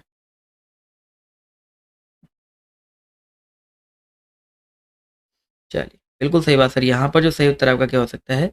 बिगड़ैल। एल प्रत्यय किसमें है? तो बिगड़ैल, मैल, बिगड़ैल काफी लोग के जवाब आ रहे हैं, तो बिगड़ैल में देखा जाए तो एल प्रत्यय है। तो ऑप्शन नंबर जितने लोग जवाब दे रहे हैं ए वाला, वो लोग यहाँ पर जो है बिल्कुल करेक्ट हो जाएंगे। चलिए साथियों, आते हैं बढ़ते हैं अगले प्रश्न की तरफ, अगले क्वेश्चन की तरफ। तो आपसे यहाँ पर देखिएगा क्या पूछा गया है, ध्यान से देखिएगा और सभी लोग जवाब जो देने का प्रयास कीजिएगा। चलिए 1 मिनट रुकिए। वह जन्म की भिखारा है, जन्म का भिखारी है। इस वाक्य में जो का है वो किस कारक का विभक्ति रूप है? जन्म का भिखारी है, जो भी कह सकते हैं। इसका जवाब जो देते हुए चलिएगा, इसका जो सही उत्तर आपका क्या हो जाएगा? चलिए जवाब देखिए यहाँ पर आना शुरू हो गया है। तो इस प्रश्न की अगर हम बात करते हैं तो संबंध, अधिकरण, संप्रदान या करण, 30 नंबर क्वेश्चन में हो जाएगा आपका संबंध। ठीक है, संबंध का, की, के, रारी, रे किस में आता है दोस्तों? आपका संबंध में तो आता है। तो संबंध जितने लोग जवाब दे रहे हैं ऑप्शन नंबर ए, वो लोग यहाँ पर बिल्कुल करेक्ट हो जाएंगे। अगला क्वेश्चन देखिए आपसे यहाँ पर क्या पूछा गया है। अहंकार का सही संधि विच्छेद बताइए क्या हो जाएगा? अच्छा प्रश्न है, सभी लोग बताते हुए चलेगा। अहंकार का जो सही संधि विच्छेद है आपका क्या हो सकता है? अहन अहम, तो अहम होता है, लेकिन ये वाला अहम मत करिएगा, ये वाला अहम पर करिएगा। ठीक है, अहम प्लस कार बराबर होता है अहंकार। तो जितने लोगों ने ऑप्शन नंबर बी जवाब दिया है वो लोग यहाँ पर जो है बिल्कुल करेक्ट हो जाएंगे। क्लियर है? चलिए बहुत ही अच्छी बात है, क्लियर रहना चाहिए आपको क्वेश्चंस, बस कोई दिक्कत नहीं होनी चाहिए। अगला क्वेश्चन देखिए आपसे यहाँ पर क्या पूछा गया है। देशाटन में कौन सा समास हो जाएगा? देशाटन, और आप सभी लोग बताते हुए चलेंगे देशाटन में जो है कौन सा समास हो सकता है? क्वेश्चन नंबर 32 है, जवाब देखिए आना शुरू हो गया है। तो देश के लिए भ्रमण या देशों में अंतर, देशों के लिए देश का अटन कह सकते हैं। तो यहाँ पर के लिए का यूज हो रहा है, यानी कि चतुर्थी तत्पुरुष हो जाएगा। ठीक है, चतुर्थी तत्पुरुष जितने लोग जवाब दे रहे हैं ऑप्शन नंबर डी, वो लोग यहाँ पर बिल्कुल करेक्ट हो जाएंगे। चलिए साथियों आते हैं, बढ़ते हैं अगले प्रश्न पर। तो आपसे यहाँ पर क्या पूछा गया है, ध्यान से देखिएगा। मूछ मुड़ाना, इस मुहावरे का उपयुक्त अर्थ बताइए क्या हो जाएगा? मूछ मुड़ाना कोई नया फैशन तो है नहीं भाई। नया फैशन करना, हार मानना। एक एक लाइक कर दो यार, अगर वीडियो पसंद आ रहा है, क्लासेस अच्छी लग रही है, तो एक एक लाइक आप लोग का बनता ही बनता है। शर्त लगाना है प्रत्यहीन होना, तो यहाँ पर मूछ मुड़ाना जो सही उत्तर हो जाएगा भाई आपका यहाँ पर हार मानना। कहते ना भाई, मैं अगर मैं ये काम नहीं कर पाऊँ तो मूछ मुड़ा लूंगा, मुछ मुड़ा लूंगा, तो आपको वो हार मानने वाला सीन होता है वहां पर। तो ऑप्शन नंबर बी जितने लोग जवाब दे रहे हैं वो लोग यहाँ पर बिल्कुल करेक्ट हो जाएंगे। क्लियर है? चलिए अगला क्वेश्चन पूछा गया आपसे, यहाँ पर ध्यान से देखिएगा। गधा खेत खाए जुलहा पीटा जाए, मतलब ये कि काम कोई और कर रहा है, सजा किसी और को मिल रही है। बात तो यही हुआ ना, खुद ही आप लोग अर्थ निकालो भाई। गधा खेत खाए, पीटा कौन जा रहा है भाई? जुलाहा पीटा जा रहा है। तो बोले तो इसका अर्थ क्या हो जाएगा? चलिए फटाफट जवाब जो देने हुए चलेंगे। तो अपराध कोई और करे, दंड भैया किसी और को दिया जाए। अपराध कोई और कर रहा है, दंड किसी और को मिल रहा है, तो यहाँ पर क्या हो जाएगा? ऑप्शन नंबर डी वाला जो है करेक्ट हो जाएगा। अगला क्वेश्चन देखो आपसे क्या बोला गया। पैर से सिर तक, इसके बारे में बताइए सर जी क्या हो जाएगा? पैर से सिर तक, एड़ी चोटी, अपाद मस्तक। ये क्वेश्चन आपका लास्ट ईयर पूछा जा चुका है। अपाद मस्तक, सिर से लेकर पैर तक क्या होता है भाई? अपाद मस्तक होता है। तो ये चीज जो है याद रखिएगा। ठीक है, आदि से अंत तक आद्योपांत होता है, सिर से पैर तक, पैर से सिर तक अपाद मस्तक होता है। ये चीज याद रखिएगा। अगला क्वेश्चन देखिए आपसे यहाँ पर क्या पूछा गया है। दो पर्वतों के बीच की भूमि को क्या कहते हैं? दो पर्वतों के बीच की भूमि को क्या कहा जाता है? 36 है। तो दो पर्वतों के बीच की भूमि को घाटी कहते हैं। पर्वतों के ऊपर समतल भूमि को अधित्यका कहते हैं। पर्वत के पास की भूमि को उपत्यका, जो नीचे वाली तलहटी के पास वाली भूमि होती है उसको उपत्यका बोलते हैं। ठीक है, चलिए चारों ऑप्शन क्लियर रखिएगा बस। अगला क्वेश्चन देखिए आपसे क्या पूछा गया है। जहां एक ही वर्ण की आवृत्ति बार बार होती है वहां पर कौन सा अलंकार होता है? जहां पर एक ही वर्ण की आवृत्ति बार बार होती है वहां पर कौन सा अलंकार होता है? जवाब सभी लोग देते हुए चलिएगा। तो इसका जो सही उत्तर आपका क्या हो जाएगा? तो भैया इसका जो सही उत्तर आपका क्या हो जाएगा? यहाँ पर हो जाएगा अनुप्रास अलंकार। तरिन तनुजा तट तमाल, तवर तरवर बहुछाय, ता वर्ण की आवृत्ति बहुत बार हुई है। चलिए इसके अलावा और बहुत से एग्जाम्पल्स हो सकते हैं। दैया दैया दैया रे, तो दा की आवृत्ति कई बार हुई है। चलिए 38 नंबर क्वेश्चन है। भीष्म पितामह आजीवन शादी न करने का प्रण लिया, तो आजीवन, इसके बारे में बताइए जी यहाँ पर समास क्या हो जाएगा? आजीवन में पहले आपका आ रहा है, जब भी किसी शब्द के पहले आ जाए, पहले यथा लग जाए, ठीक है, पहले प्रति लग जाए, ये सारे क्या होते हैं? अव्यय शब्द होते हैं। आ, यथा, प्रति, दिन दिन, प्रतिदिन, इसके अलावा दिन दिनम, बहुत सारे आपके ऐसे होते हैं, वो अव्ययी भाव समास के अंतर्गत ही आते हैं। तो जितने भी लोगों ने यहाँ पर अव्ययी भाव जवाब दिया है, ठीक है, जितने भी साथियों दोस्तों ने अव्ययी भाव समास जवाब दिया है वो लोग यहाँ पर जो है बिल्कुल करेक्ट हो जाएंगे। चलो भाई बहुत ही अच्छी बात है। अगला क्वेश्चन 39 नंबर में, अतियुक्ति जो है शुद्ध रूप में कौन सा लिखा गया है? शुद्ध रूप बताते हुए चलना। अतियुक्ति का शुद्ध रूप क्या हो सकता है? चलिए जवाब देते हुए चलिएगा। तो अतियुक्ति का शुद्ध रूप बताइए क्या हो जाएगा? जवाब देखिए यहाँ पर आना शुरू हो गया है। तो भाई अतियुक्ति, पहला वाला ऑप्शन जो दिया गया बिल्कुल शुद्ध रूप में लिखा गया। अतियुक्ति देखिए पढ़ सकते हैं, पहला वाला ऑप्शन जो है बिल्कुल शुद्ध रूप में लिखा है। तो ऑप्शन नंबर ए यहाँ पर बिल्कुल करेक्ट हो जाएगा। अगला क्वेश्चन देखिए क्या कह रहा है। दुष्चरित शुद्ध रूप में बताइए कौन सा लिखा गया। दुष्चरित्र जो है शुद्ध रूप में कौन सा लिखा गया है, ए बी सी या डी। देखते हैं कितने लोग यहाँ पर सही जवाब देते हैं। तो भैया यहाँ पर दुष्चरित्र में ऑप्शन नंबर जो इसका सी वाला दिया गया दुष्चरित्र, ये आपका बिल्कुल शुद्ध रूप में लिखा गया है। ठीक है, शुद्ध रूप में ऑप्शन नंबर सी वाला लिखा गया है। चलिए अगला क्वेश्चन, करोड़ रस का स्थायी भाव बताइए क्या हो जाएगा। करोड़ रस का स्थायी भाव फटाफट बताते हुए चलेंगे सर जी, क्या हो सकता है। अभी मैंने आपको बताया था करोड़ रस के बारे में, या जितने भी यहाँ पर रस दिए गए हैं सबके बारे में आपको बता चुका हूँ भाई। क्रोध रौद्र रस का होता है, शोक उस करुण रस का होता है। तो यहाँ पर शोक जितने लोग जवाब दे रहे हैं ऑप्शन नंबर बी, वो लोग यहाँ पर जो है बिल्कुल करेक्ट हो जाएंगे। उत्साह जो होता है वीर रस का होता है, विस्मय जो होता है अद्भुत रस का होता है। ये सब चीज़ें जो है याद रखिएगा। अगला क्वेश्चन पूछा गया आपसे यहाँ पर, इसको छोड़ो, पूछा गया है हवाई अड्डे पर लोगों ने ताली बजाकर प्रधानमंत्री का डॉट डॉट डॉट किया। तो प्रधानमंत्री का क्या भाई, ताली बजा के क्या किया जाता है, सभी लोग बताते हुए चलिएगा। हवाई अड्डे पर लोगों ने ताली बजाकर प्रधानमंत्री का अभिवादन किया। क्या करते हैं, अभिवादन ही तो करते हैं। तो जितने भी साथी जितने दोस्त यहाँ पर अभिवादन जवाब दे रहे हैं ऑप्शन नंबर सी, वो लोग यहाँ पर जो है बिल्कुल करेक्ट हो जाएंगे। चलिए अगला क्वेश्चन देखते हैं आपसे यहाँ पर क्या पूछा गया है। जब स्कूल में मंत्री जी आए तब उनके स्वागत में खूब तैयारियां की गई। यहाँ ये किस प्रकार का वाक्य है, जब और तब आ गया है ना, तो आप लोग एक आइडिया लगा सकते हो यहाँ पर जो है किस प्रकार का वाक्य हो जाएगा। चलिए सभी लोग यहाँ पर प्रयास करिएगा और जवाब देते हुए चलिएगा, यहाँ पर ये किस प्रकार का वाक्य हो जाएगा।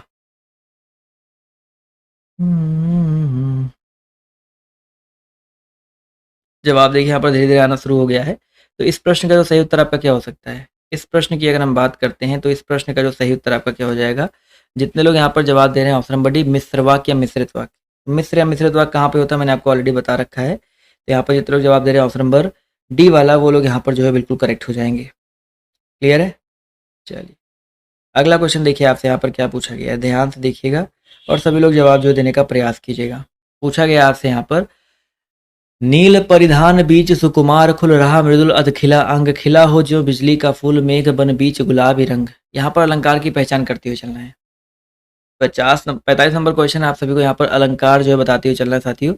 यहाँ पर अलंकार जो आपका कौन सा हो सकता है। 45 नंबर क्वेश्चन की अगर हम बात करते हैं तो यहाँ पर दोस्तों नील परिधान, ठीक है, इस कविता में उपमा अलंकार की बात हो रही है। एक वस्तु की तुलना जब दूसरी वस्तु से की जाती है वहां पर उपमा अलंकार होता है। ठीक है, तो ऑप्शन नंबर जितने लोगों ने बी जवाब दिया है वो लोग यहाँ पर जो है बिल्कुल करेक्ट हो जाएंगे। चलिए साथियों आते हैं, बढ़ते हैं अगले प्रश्न की तरफ। तो अगला प्रश्न देखिए आपसे यहाँ पर क्या पूछा गया है, ध्यान से देखिएगा और सभी लोग जवाब देने का प्रयास भी कीजिएगा। पूछा क्या गया है, शीत का विलोम बताइए क्या हो जाएगा। जो शीत शब्द दिया गया है इसका विलोम बताइए क्या हो सकता है। चलिए 46 है, जवाब देखिए धीरे धीरे यहाँ पर आना शुरू हो गया है। शीत शब्द का विलोम बताइए क्या हो सकता है भाई। जवाब देखिए यहाँ पर धीरे धीरे आ रहा है। तो भैया शीत शब्द की अगर हम बात करते हैं तो शीत शब्द का जो विलोम है आपका क्या हो जाएगा। बिल्कुल सही बात सर, शीत शब्द का जो विलोम है आपका, शीत मतलब क्या होता है, ठंडा होता है, तो उष्ण हो जाएगा। जितने लोग यहाँ पर उष्ण जवाब दे रहे हैं वो लोग यहाँ पर जो है बिल्कुल करेक्ट हो जाएंगे। अगला क्वेश्चन देखिए आपसे क्या पूछा गया है, कर का अर्थ क्या नहीं होता है। कर का अर्थ जो आपका क्या नहीं होता है आपको ये बताते हुए चलना है। अच्छा प्रश्न है, सभी लोग यहाँ पर जवाब देने का प्रयास करिएगा। तो यहाँ पर जो सही उत्तर आपका क्या हो जाएगा। जवाब देखिए बिल्कुल सही आ रहा है सर, कर का अर्थ जो आपका क्या होता है। तो भैया याद रखिए कर का अर्थ क्या नहीं होता है। तो सूर्य, यहाँ पर काफी लोग के जवाब आ रहे हैं ऑप्शन नंबर ए वाला। तो कर का मतलब दोस्तों आपका सूर्य नहीं होता है, ये चीज जो है याद रखिएगा। ठीक है दोस्तों, चलिए बहुत ही अच्छी बात है। कर का मतलब हाथ हो सकता है, किरण हो सकता है, टैक्स कर बोलते नहीं है, तो यहाँ पर सूर्य नहीं हो सकता है। चलो बहुत ही अच्छी बात है, यहाँ तक जितने लोगों ने ए जवाब दिया कि निम्नलिखित में से, एक मिनट जाइए, चलिए निम्नलिखित में से कौन सा हिंदी क्षेत्र के अंतर्गत नहीं आता है। क्वेश्चन नंबर फर्स्ट है और इस प्रश्न का सभी लोग जवाब जो देने का प्रयास करेंगे, कौन सा जो है हिंदी क्षेत्र के अंतर्गत नहीं आता है। तो ऑब्वियस सी बात है हरियाणा, उत्तराखंड, गुजरात, झारखंड। यहाँ पर जो गुजरात है यहाँ पर गुजराती बोली जाती है। क्या बोला जाता है भाई आपका, गुजराती बोला जाता है। तो यहाँ पर जितने लोग ऑप्शन नंबर सी जवाब दे रहे हैं वो लोग यहाँ पर बिल्कुल करेक्ट हो जाएंगे। अगला क्वेश्चन देखिए आपसे यहाँ पर क्या पूछा गया है, ध्यान से देखिएगा और सभी लोग जवाब देने का प्रयास कीजिएगा। डंडा कैसा शब्द है। चलिए अच्छा क्वेश्चन है और धीरे धीरे ही चलेंगे। डंडा जो है किस प्रकार का शब्द है, तत्सम, तद्भव, देशज या विदेशज। दोस्तों याद रखिए डंडा जो शब्द होता है दंड का तद्भव रूप होता है। ठीक है, डंडा जो है दंड का तद्भव रूप होता है। यानी कि यहाँ पर जितने लोग ऑप्शन नंबर बी जवाब दे रहे हैं दंड, वो लोग यहाँ पर बिल्कुल करेक्ट हो जाएंगे। क्लियर है। चलिए सभी लोग यहाँ पर जो लोग जुड़ रहे हैं एटलीस्ट जवाब तो देते हुए चलेंगे ही चलेंगे। अगला क्वेश्चन, पीतल जो है किस संज्ञा का उदाहरण है। पीतल किस संज्ञा का उदाहरण है? द्रव्यवाचक है, जातिवाचक है, व्यक्तिवाचक है, आपका समूहवाचक है। देखिए पीतल की अगर हम बात करते हैं, एक क्या है, धातु ही तो है, तो ये आपका किसके अंतर्गत आएगा? द्रव्य के अंतर्गत आएगा। एक द्रव्यवाचक है, द्रव्य में ठोस, द्रव, गैस तीनों चीज़ें आती हैं। तो जैसे आपका द्रव्यवाचक में पीतल, लोहा, सोना, चांदी, पानी, तेल, तेजाब, कुछ भी आपका आ सकता है, तो आपका यहाँ पर द्रव्यवाचक करेक्ट हो जाएगा। जातिवाचक में जो किसी भी चीज़ की जाति का बोध करे, जैसे मनुष्य, घर, नदी, गाय, बिजली। व्यक्तिवाचक में किसी व्यक्ति का नाम ले लो, राम, गंगा, भारत, होली, मुंबई, इंडिया, किसी भी व्यक्ति, वस्तु, स्थान का नाम ले लो, वो आपका व्यक्तिवाचक हो जाएगा। क्लियर है? इसी तरह समूहवाचक क्या होता है भाई? जो समूह का बोध कराए, सभा, गुच्छा, दल, बहुत सारे आपके समूहवाचक के अंतर्गत आते हैं। अगला क्वेश्चन, निम्नलिखित में से कौन सा संख्यावाचक विशेषण का भेद नहीं है? संख्यावाचक विशेषण के अंतर्गत कौन सा नहीं आता है? जितने लोग यहाँ पर जुड़ रहे हैं धीरे धीरे और भी आप लोग शेयर कर दो और बताते हुए चलिएगा यहाँ पर संख्यावाचक का जो भेद है कौन सा नहीं है। तो भाई संख्यावाचक के याद रखिएगा दो भेद होते हैं। कितने भेद होते हैं? मुख्यतः दो भेद होते हैं। कौन कौन से आपके होते हैं? एक निश्चित संख्यावाचक और एक आपका अनिश्चित संख्यावाचक। तो यहाँ पर निश्चित और अनिश्चित वाला तो दिया नहीं गया है। एक होता है प्रयोग के अकॉर्डिंग जो आपका निश्चित संख्यावाचक होता है। तो जो मैंने निश्चित और अनिश्चित संख्यावाचक बताया, उसमें जो निश्चित संख्यावाचक होता है वो आपके उसके तीन भेद होते हैं। एक गणना होता है, एक क्रम होता है, एक आपका समुदाय होता है। निजवाचक कोई संख्या विशेष, निजवाचक वैसे भी संख्या का भेद नहीं करा रहा है, तो यहाँ पर जितने लोग ऑप्शन नंबर सी जवाब दे रहे हैं वो लोग यहाँ पर बिल्कुल करेक्ट हो जाएंगे। क्लियर है? अगला क्वेश्चन देखिएगा, आम खाया जाता है, इसमें कौन सा वाच्य है? आम खाया जाता है, इसमें आपको वाच्य बताते हुए चलना है। वाच्य कौन सा हो जाएगा? तो भाई आम खाया जा रहा है यानी कि किसी के द्वारा ही तो खाया जाएगा, यानी कि आम क्या हो गया? कर्म हो गया। जिसके द्वारा खाया जाता है वो आपका कर्ता हो गया। तो यहाँ पर प्रधानता किसकी है? कर्म की प्रधानता है। तो जब कर्म की प्रधानता हो तो क्या हो जाएगा साथियों?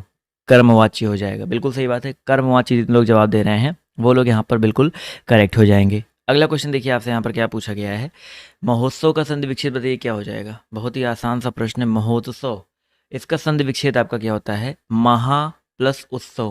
क्या होता है दोस्तों आपका? महा प्लस उत्सव होता है, तो इसको याद रखिएगा।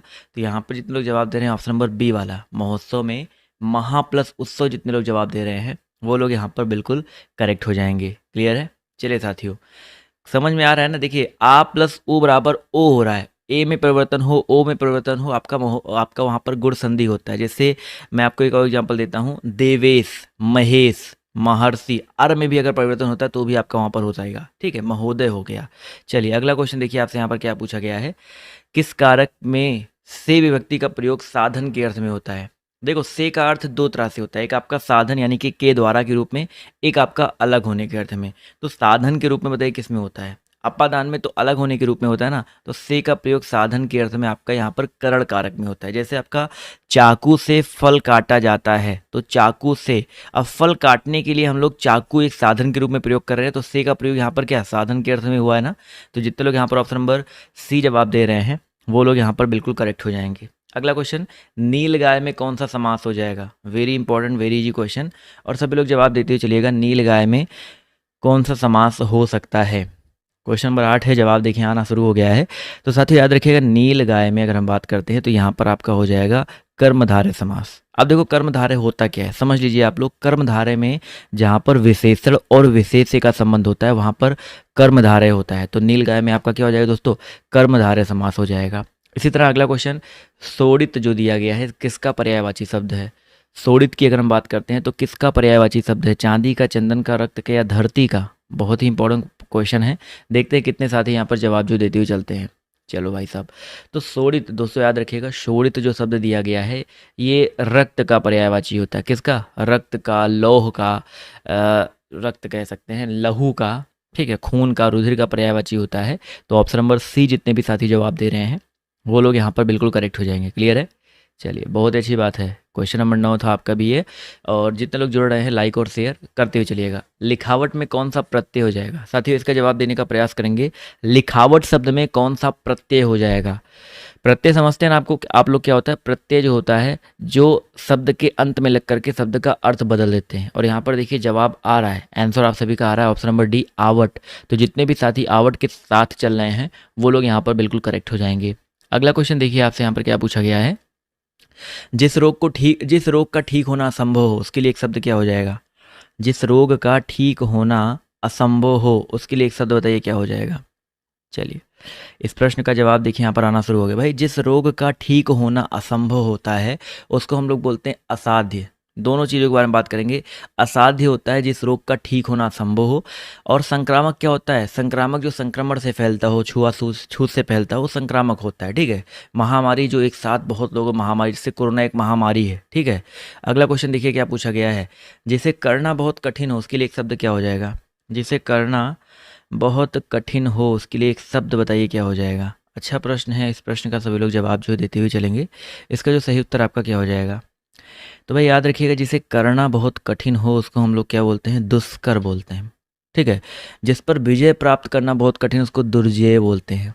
इसी तरह जिससे कह सकते हैं, पुष्कर का मतलब क्या होता है? पुष्कर मतलब पोखर होता है, यानी कि तालाब कह सकते हैं, जहाँ पर जल संग्रहित करने का एक गड्ढा कह सकते हो। ठीक है। पोखर आपने सुना होगा ना, आपके आसपास गांव में भी होगे ना कि पोखरा होगा, तो वही पुष्कर पोखर होता है। दुराग्रह का मतलब क्या होता है? अनुचित आग्रह, अनुचित जो जिद होती है उसको दुराग्रह बोलते हैं।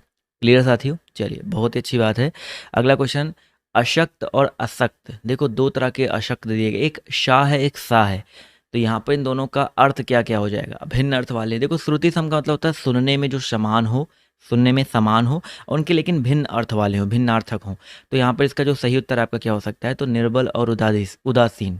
ठीक है साथियों, निर्बल और उदासीन जितने लोग जवाब दे रहे हैं ऑप्शन नंबर ए, वो लोग यहाँ पर बिल्कुल करेक्ट हो जाएंगे। यहाँ तक सबको क्लियर हो गया ना? निर्बल अशक्त का मतलब होता है, और सक्त का मतलब उदासीन होता है। चलो, अगला क्वेश्चन देखते हैं आपसे। यहाँ पर क्या पूछा गया है। निबंध में कौन सा उपसर्ग है? उपसर्ग समझते हैं ना? बताइए सब लोग, उपसर्ग क्या होता है? उपसर्ग जो होता है वो किसी शब्द के पहले लगता है, यानी कि किसी भी शब्द के पहले लग करके उस शब्द का अर्थ जो है बदल दे, वो आपका उपसर्ग होता है। तो निबंध में आपका एक शब्द है बंध, उसमें नी लगा हुआ है, तो नी आपका जो हो जाएगा आपका उपसर्ग हो जाएगा। नी क्या हो जाएगा साथियों? उपसर्ग हो जाएगा। तो यहाँ पर याद रखिएगा, नी आपका उपसर्ग हो जाएगा। और आप लोग अगर जितने लोगों ने यहाँ पर इंस्टा पे मुझे फॉलो नहीं किया है, तो आप लोग जो है यहाँ पे ज़रूर फॉलो कर लीजिए, क्योंकि मैं डेली आप सभी के लिए जो कुछ ना कुछ चीज़ें वहाँ पर लेकर के आता रहता हूँ। ठीक है। अगला क्वेश्चन पूछा गया है, काला अक्षर भैंस बराबर। इस लोकोक्ति का सही अर्थ बताइए क्या हो जाएगा? काला अक्षर भैंस बराबर, इस लोकोक्ति का जो अर्थ है आपका क्या हो सकता है? वेरी वेरी इंपॉर्टेंट क्वेश्चन है, और इस प्रश्न का सभी लोग जवाब जो देने का प्रयास करेंगे। तो भाई, काला अक्षर भैंस बराबर बोले तो कि पढ़ा लिखा जो नहीं होता है। ठीक है। कहते हैं भाई, पढ़ा लिखा नहीं होगा तो काला अक्षर भैंस बराबर ही होगा उसके लिए। तो ऑप्शन नंबर जितने लोग ए जवाब दे रहे हैं, जितने भी साथी ऑप्शन नंबर ए जवाब दे रहे हैं, वो लोग यहाँ पर जो है बिल्कुल करेक्ट हो जाएंगे। अगला क्वेश्चन देखिए आपसे, यहाँ पर क्या पूछा गया है, ध्यान से देखिएगा। सुरेश गीत गा रहा था, ये कैसा, इस वाक्य में काल क्या हो जाएगा? चलिए भाई, सभी लोग बताते हुए चलेंगे। सुरेश गीत गा रहा था, यानी कि काम देखो यार कंप्लीट नहीं हुआ है। लास्ट में रहा था, रही थी, रहे थे, यानी कि काम जो है कंप्लीट नहीं हुआ है, यानी कि भूतकाल में अपूर्ण भूतकाल हो जाएगा। ठीक है। तो जितने लोग यहाँ पर अपूर्ण जवाब दे रहे हैं वो लोग यहाँ पर बिल्कुल करेक्ट हो जाएंगे। अगला क्वेश्चन देखिए आपसे क्या पूछा गया है, ध्यान से देखिएगा। निम्नलिखित में से आप सभी को शुद्ध शब्द बताना है। शुद्ध शब्द यहाँ पर बताइए क्या हो जाएगा? अच्छा प्रश्न है। निष्प्रभ। भाई, निष्प्रभ नहीं होता है पहली बात तो। देखते हैं कितने लोग यहाँ पर सही जवाब देते हैं। 17 नंबर प्रश्न है, और जवाब देखिए धीरे धीरे आना शुरू हो गया है। तो भाई, यहाँ पर अगर देखा जाए तो आपका जो ये वाला निष्प्रभ दिया गया है, ये थोड़ा शुद्ध रूप, थोड़ा क्या पूरा का पूरा शुद्ध रूप में यही दिया गया है, और सारे के सारे आपके अशुद्ध हैं। ठीक है। अगला क्वेश्चन देखिए आपसे, यहाँ पर क्या पूछा गया है। जहाँ एक वर्ड की आवृत्ति बार बार होती है वहाँ पर कौन सा अलंकार होता है? जहाँ एक वर्ड की आवृत्ति जो है आपकी बार बार होती है वहाँ पर कौन सा अलंकार होता है? इस प्रश्न का सभी लोग जवाब जो है देने का प्रयास करेंगे। तो दोस्तों याद रखिए, जहाँ पर एक वर्ड की आवृत्ति बार बार होती है, एक वर्ड के, देखो कभी कभी शब्द आता है, कभी कभी वर्ड आता है, तो शब्द में अलग होता है, वर्ड में अलग होता है। तो जब एक वर्ड की आवृत्ति बार बार हो तो उसे अनुप्रास बोलते हैं। और जब एक शब्द की आवृत्ति एक से अधिक बार हो, उसके अर्थ अलग अलग हों, तो वहाँ पर यमक अलंकार होता है। जब एक शब्द की आवृत्ति एक ही बार हो लेकिन उसका जो है अर्थ अलग अलग निकले, तो वहाँ पर आपका श्लेष अलंकार होता है। क्लियर है? ये शब्द अलंकार के तीनों भेद जो आपके होते हैं शब्द अलंकार के होते हैं, तो इनको तो बिल्कुल मिस मत करिएगा। चलिए, ओके।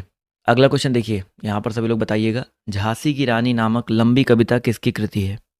झांसी की रानी नामक जो लंबी कविता है, ये कृति किसकी है? रामधारी सिंह दिनकर जी की है, माखनलाल चतुर्वेदी जी की है, सुभद्रा कुमारी चौहान, या महादेवी वर्मा? इस प्रश्न का देखते हैं कितने लोग सही जवाब देते हैं। अच्छा क्वेश्चन, अच्छा प्रश्न है। तो दोस्तों यहाँ पर जो करेक्ट आंसर आपका क्या हो जाएगा? जितने लोग जुड़े हैं एटलीस्ट सभी लोग जवाब देते हुए चलिएगा। तो भाई झांसी की रानी जो है ये सुभद्रा कुमारी चौहान, किसका?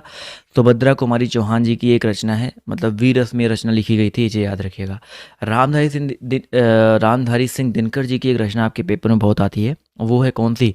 वो है आपकी उर्वशी। ठीक है, उर्वशी हो गया, कुरुक्षेत्र हो गया, रश्मि रथी हो गया। माखनलाल चतुर्वेदी जी की एक आती है पुष्प की अभिलाषा। ठीक है, और महादेवी वर्मा जी का तो सबको पता ही होगा, सबसे ज़्यादा उनका पेपर में आता क्या? यामा, ज्ञानपीठ पुरस्कार जो है इनको मिल चुका है।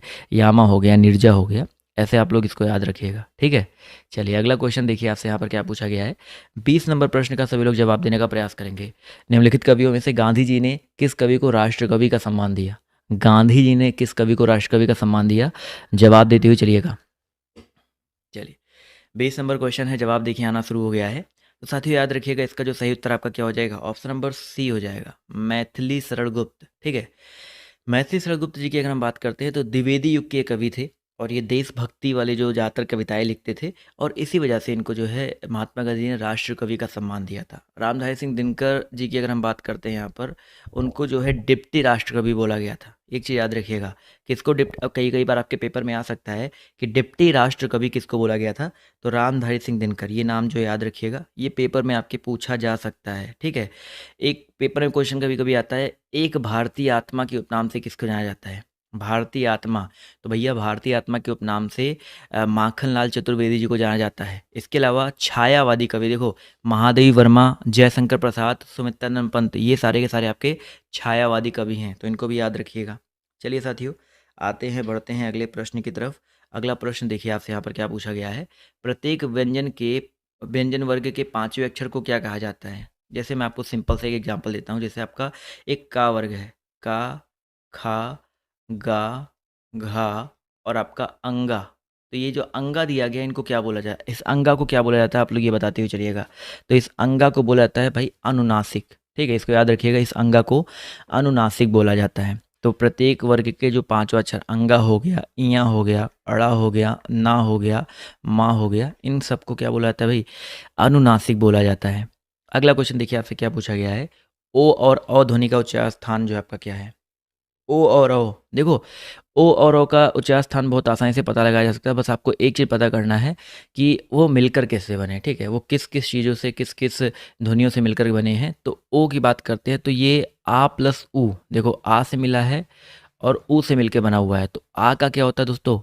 कंठ होता है, और ऊ का क्या होता है भाई? आपका ओठ होता है। तो कंठ प्लस ओष्ठ, जितने लोगों ने यहाँ पर ऑप्शन नंबर बी जवाब दिया है। अगर आप लोग थोड़ा सा फॉर्मेशन सीख जाएंगे, कौन सा शब्द किससे मिलके बना हुआ है, तो आपके लिए वहीं पर क्वेश्चन जो है काफ़ी ज़्यादा आपके लिए आसान हो जाता है। ठीक है, तो ये चीज़ याद रखिएगा, कंठ्योष्ट हो जाएगा। यहाँ तक क्लियर है? कोई डाउट हो तो बताते हुए चलिएगा।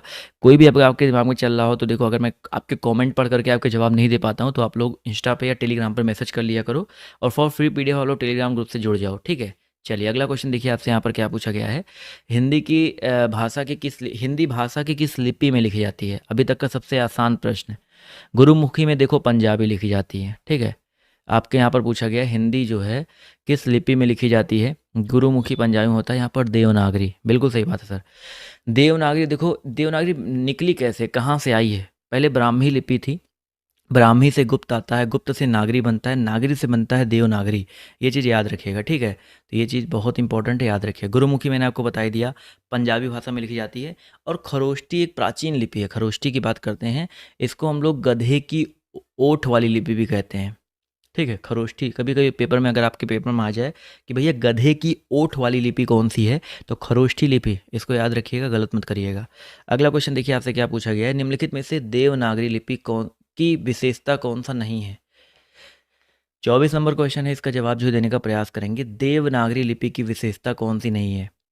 एक ध्वनि के लिए प्राय एक ही वर्ण, चिन्ह, कुछ वर्णों का उच्चारण। देखो यहाँ पर अगर हम बात करते हैं तो देवनागरी लिपि में आप का से लेकर ज्ञा तक चले जाओ, आ से लेकर ज्ञा तक चले जाओ, आप सबका उच्चारण कर सकते हो।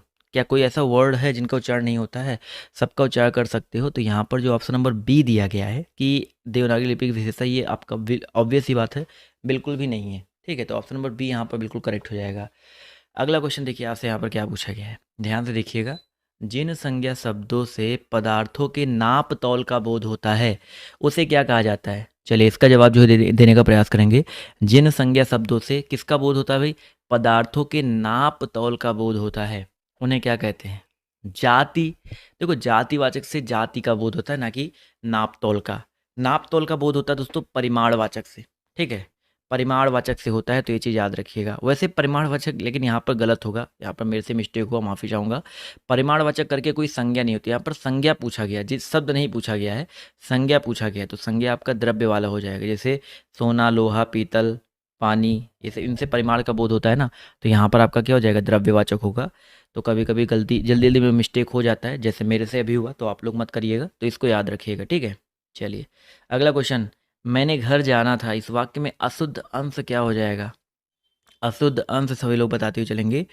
मैंने घर जाना था, तो यहाँ पर मैंने घर जाना था लिखा गया ना, तो मैंने नहीं होना चाहिए था, यहाँ पर मुझे घर जाना था। क्या होना चाहिए था भाई? मुझे घर जाना था। तो यहाँ पर ऑप्शन नंबर जो इसका ए दिया गया है बिल्कुल करेक्ट हो जाएगा। क्लियर है? चलिए अगले क्वेश्चन तरफ बढ़ा जाए। चलो बढ़ते हैं भाई। अगला क्वेश्चन पूछा गया है, सार्वनामिक विशेषण का प्रयोग किस वाक्य में हुआ है? सभी लोग बताते हुए चलेंगे सार्वनामिक विशेषण का प्रयोग किस वाक्य में हुआ है, और सभी लोग प्रयास एटलीस्ट करते हुए चलिएगा, ठीक है। तो यहाँ पर अगर देखा जाए तो यह पुस्तक बहुत अच्छी है। काली गाय ज़्यादा लड़के खेल रहे हैं, कोई खा लेगा। अब देखो यहाँ पर सार्वनामिक विशेषण का प्रयोग की अगर हम बात करते हैं, तो पहले ऑप्शन की अगर हम बात करते हैं, पहले ऑप्शन की बात करते हैं, तो देखो पहले बात तो सर्वनाम भी हो और विशेषण भी बता रहा हो। जैसे यहाँ पर काली शब्द जो आपका है विशेषण बता रहा है लेकिन सर्वनाम नहीं है। ज़्यादा शब्द जो है विशेषता बता रहा है लेकिन सर्वनाम नहीं है। लेकिन यहाँ पर यह शब्द की बात करते हैं तो पुस्तक को इंडिकेट कर रहा है, यानी कि विशेषण हो गया यह पुस्तक, यह पुस्तक यानी कि इंडिकेट कर रहा है, और यह आपका एक सर्वनाम भी होता है निश्चयवाचक। तो यहाँ पर जितने लोगों ने ऑप्शन नंबर ए जवाब दिया है वो लोग यहाँ पर बिल्कुल करेक्ट हो जाएंगे। क्लियर है? चलिए अभी तक यहाँ तक सबको समझ में आ गया। अगला क्वेश्चन देखिए आपसे यहाँ पर क्या पूछा गया है, ध्यान से देखिएगा। जागना मूल रूप क्रिया का प्रथम प्रेरणार्थक रूप क्या होगा? चलिए इसका जवाब जो देते हुए चलिएगा।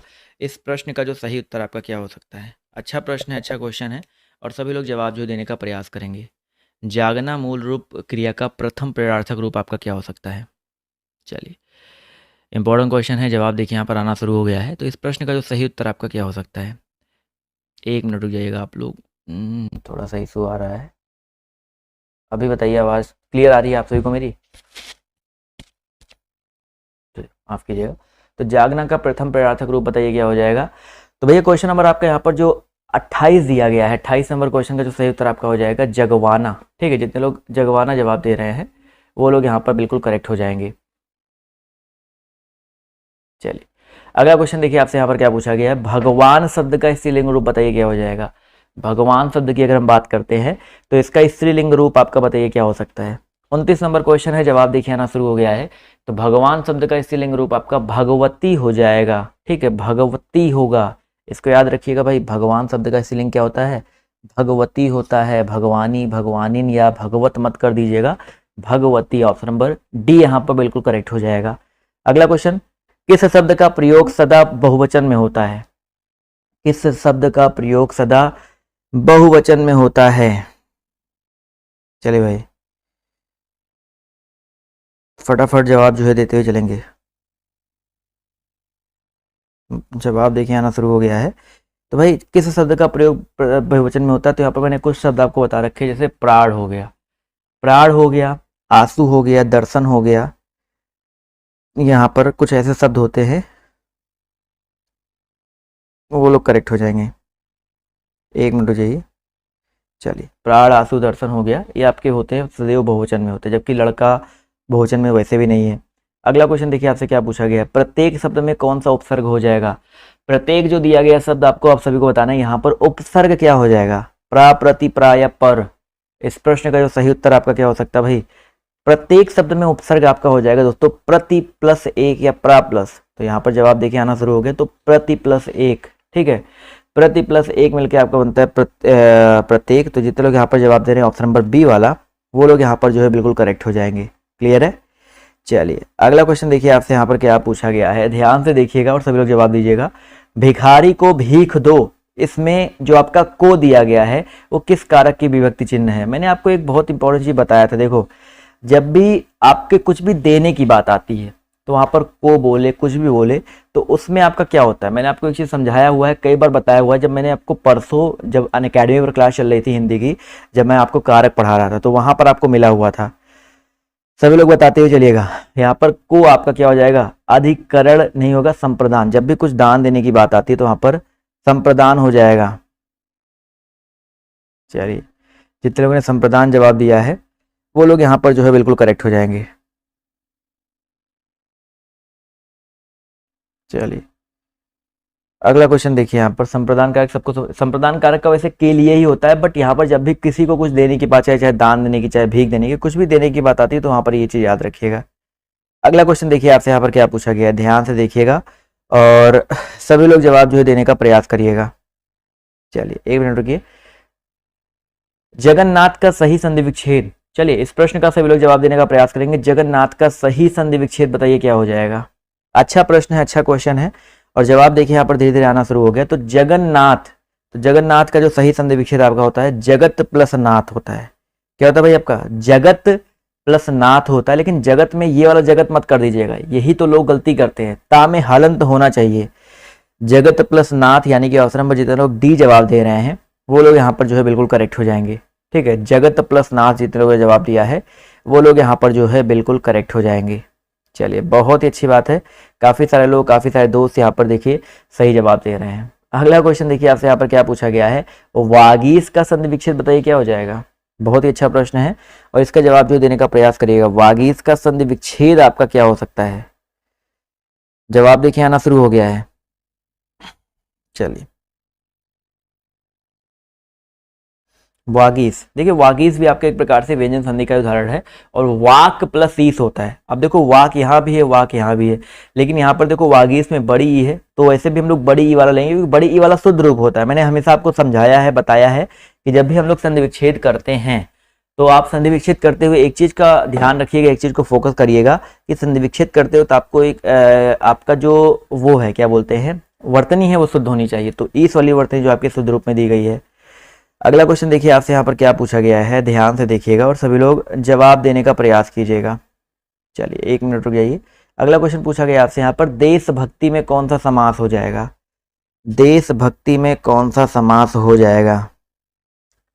चलिए सर, क्वेश्चन नंबर 35 है, सभी लोग जवाब देते हुए चलेंगे। देशभक्ति, देखिए देशभक्ति का समास हो जाएगा देश के लिए भक्ति। बिल्कुल सही बात सर, देश के लिए भक्ति, यानी कि यहाँ पर तत्पुरुष में भी संप्रदान तत्पुरुष हो जाएगा। ठीक है, तो तत्पुरुष में भी आपका संप्रदान तत्पुरुष हो जाएगा। तो ऑप्शन नंबर जो इसका दिया गया है सी वाला, वो यहाँ पर बिल्कुल करेक्ट हो जाएगा। अगला क्वेश्चन देखिए आपसे, यहाँ पर क्या पूछा गया है, गूंगे का गुड़ होना। चलिए भाई, इस प्रश्न का सही उत्तर जवाब देते हुए चलेगा भाई, गूंगे का गुड़ होना।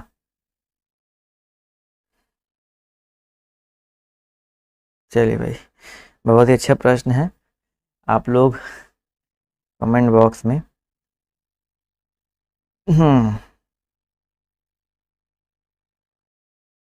चलिए, गूंगे का गुड़ होना यहाँ पर क्या हो जाएगा, 36 में आपका क्या आंसर हो जाएगा भाई, अनुभव करके भी बता ना सकना। आप ऐसे कह सकते हैं भाई, अगर आप मान लीजिए गूंगा है तो अगर वो कुछ भी अनुभव कर पाए, क्या बता पाएगा, नहीं बता पाएगा ना। तो यहाँ पर जितने लोग जवाब दे रहे हैं ऑप्शन नंबर सी, वो लोग यहाँ पर बिल्कुल करेक्ट हो जाएंगे। अगला क्वेश्चन देखिए आपसे, यहाँ पर क्या पूछा गया है, घर घर में माटी के चूल्हे होना। ये अच्छा प्रश्न है, इसका जवाब जो है देते हुए चलिएगा। घर घर में माटी के चूल्हे होना, इसका मतलब बताइए क्या हो जाएगा। चलिए, क्वेश्चन पर आपके यहाँ पर देखिए 37 दिया गया और सभी लोग जवाब जो देने का प्रयास करेंगे। तो भैया घर घर में माटी के चूल्हे होना, इस मुहावरे का अर्थ हो जाएगा सब समान होना। ठीक है, सब कुछ समान होना। तो यहाँ पर जितने लोग भाई, हर घर में माटी के चूल्हे यानी कि सब समान है, प्रत्येक परिवार में बंटवारा अलग चीज होता है। ठीक है, 3-13 होना हो सकता है। ठीक है, अगला क्वेश्चन मतलब 8 कनौजिया 9 चूल्हे मैंने आपको बता रखा है, वो आपका होता है प्रत्येक परिवार, एक परिवार में अलग अलग बंटवारा होना। एक तवे की रोटी क्या छोटी क्या मोटी, अच्छा प्रश्न है, इसका जवाब देने का प्रयास करेंगे। एक तवे की रोटी क्या छोटी क्या मोटी, इस कहावत का उपयुक्त अर्थ बताइए क्या हो जाएगा। चलिए, इसका जो सही उत्तर आपका क्या हो सकता है, सभी लोग जवाब जो देने का प्रयास करेंगे। तो भैया जी, एक तवे की रोटी क्या छोटी क्या मोटी, इसका जो सही उत्तर आपका हो जाएगा सभी लगभग एक से होना। ठीक है, सभी लगभग एक जैसा होना, एक से होना।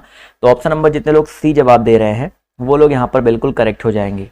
अगला क्वेश्चन देखते हैं आपसे, यहाँ पर क्या पूछा गया है, कार्पण्य भी लोभ की तरह त्याज्य है। रेखांकित का उचित पर्यायवाची बताइए क्या हो जाएगा। थोड़ा सा शेयर करते हो, चलो भाई कुछ और लोग भी यहाँ पर जुड़ सकें जैसे, और जैसे डेली आप लोग शेयर कर देते हो।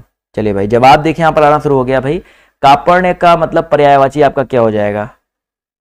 यहाँ पर कार्पण्य या कृपण्य होना चाहिए था, कृपण्य होता है मैंने आपको बता रखा है, वो ये भी होता है वैसे, तो कंजूसी होता है। ठीक है, जितने लोग यहाँ पर कंजूसी जवाब दे रहे हैं ऑप्शन नंबर सी, वो लोग यहाँ पर जो है बिल्कुल करेक्ट हो जाएंगे। अगला क्वेश्चन देखिए आपसे यहाँ पर क्या पूछा गया है, ध्यान से देखिएगा और सभी लोग जवाब देने का प्रयास कीजिएगा। सोरठा के प्रथम चरण में कितनी मात्राएं होती हैं। जो सोरठा होता है उसके प्रथम चरण में कितनी मात्राएं होती हैं। तो दोस्तों याद रखिएगा, सोरठा का जो प्रथम चरण होता है उनमें 10, 11, 12 या 13, तो इन चारों में जो करेक्ट आंसर का हो जाएगा 11। देखो दोहा और सोरठा जो अलग अलग चीजें होती हैं, दोहा और सोरठा दोनों में क्या कॉमन होता है, कॉमन नहीं, दोनों में क्या विपरीत होता है। दोहा के पहले चरण में और तीसरे चरण में 13-13 मात्राएं होती हैं, और सोरठा के पहले और तीसरे चरण में 11-11 मात्राएं होती है। दूसरे और चौथे में यहाँ पर 11-11 और यहाँ पर 13-13 होता है। तो बस इसको याद रखिएगा, दोहा और सोरठा एक दूसरे के अपोजिट होते हैं, एक दूसरे के उल्टे होते हैं, बिल्कुल सेम अपोजिट। ठीक है,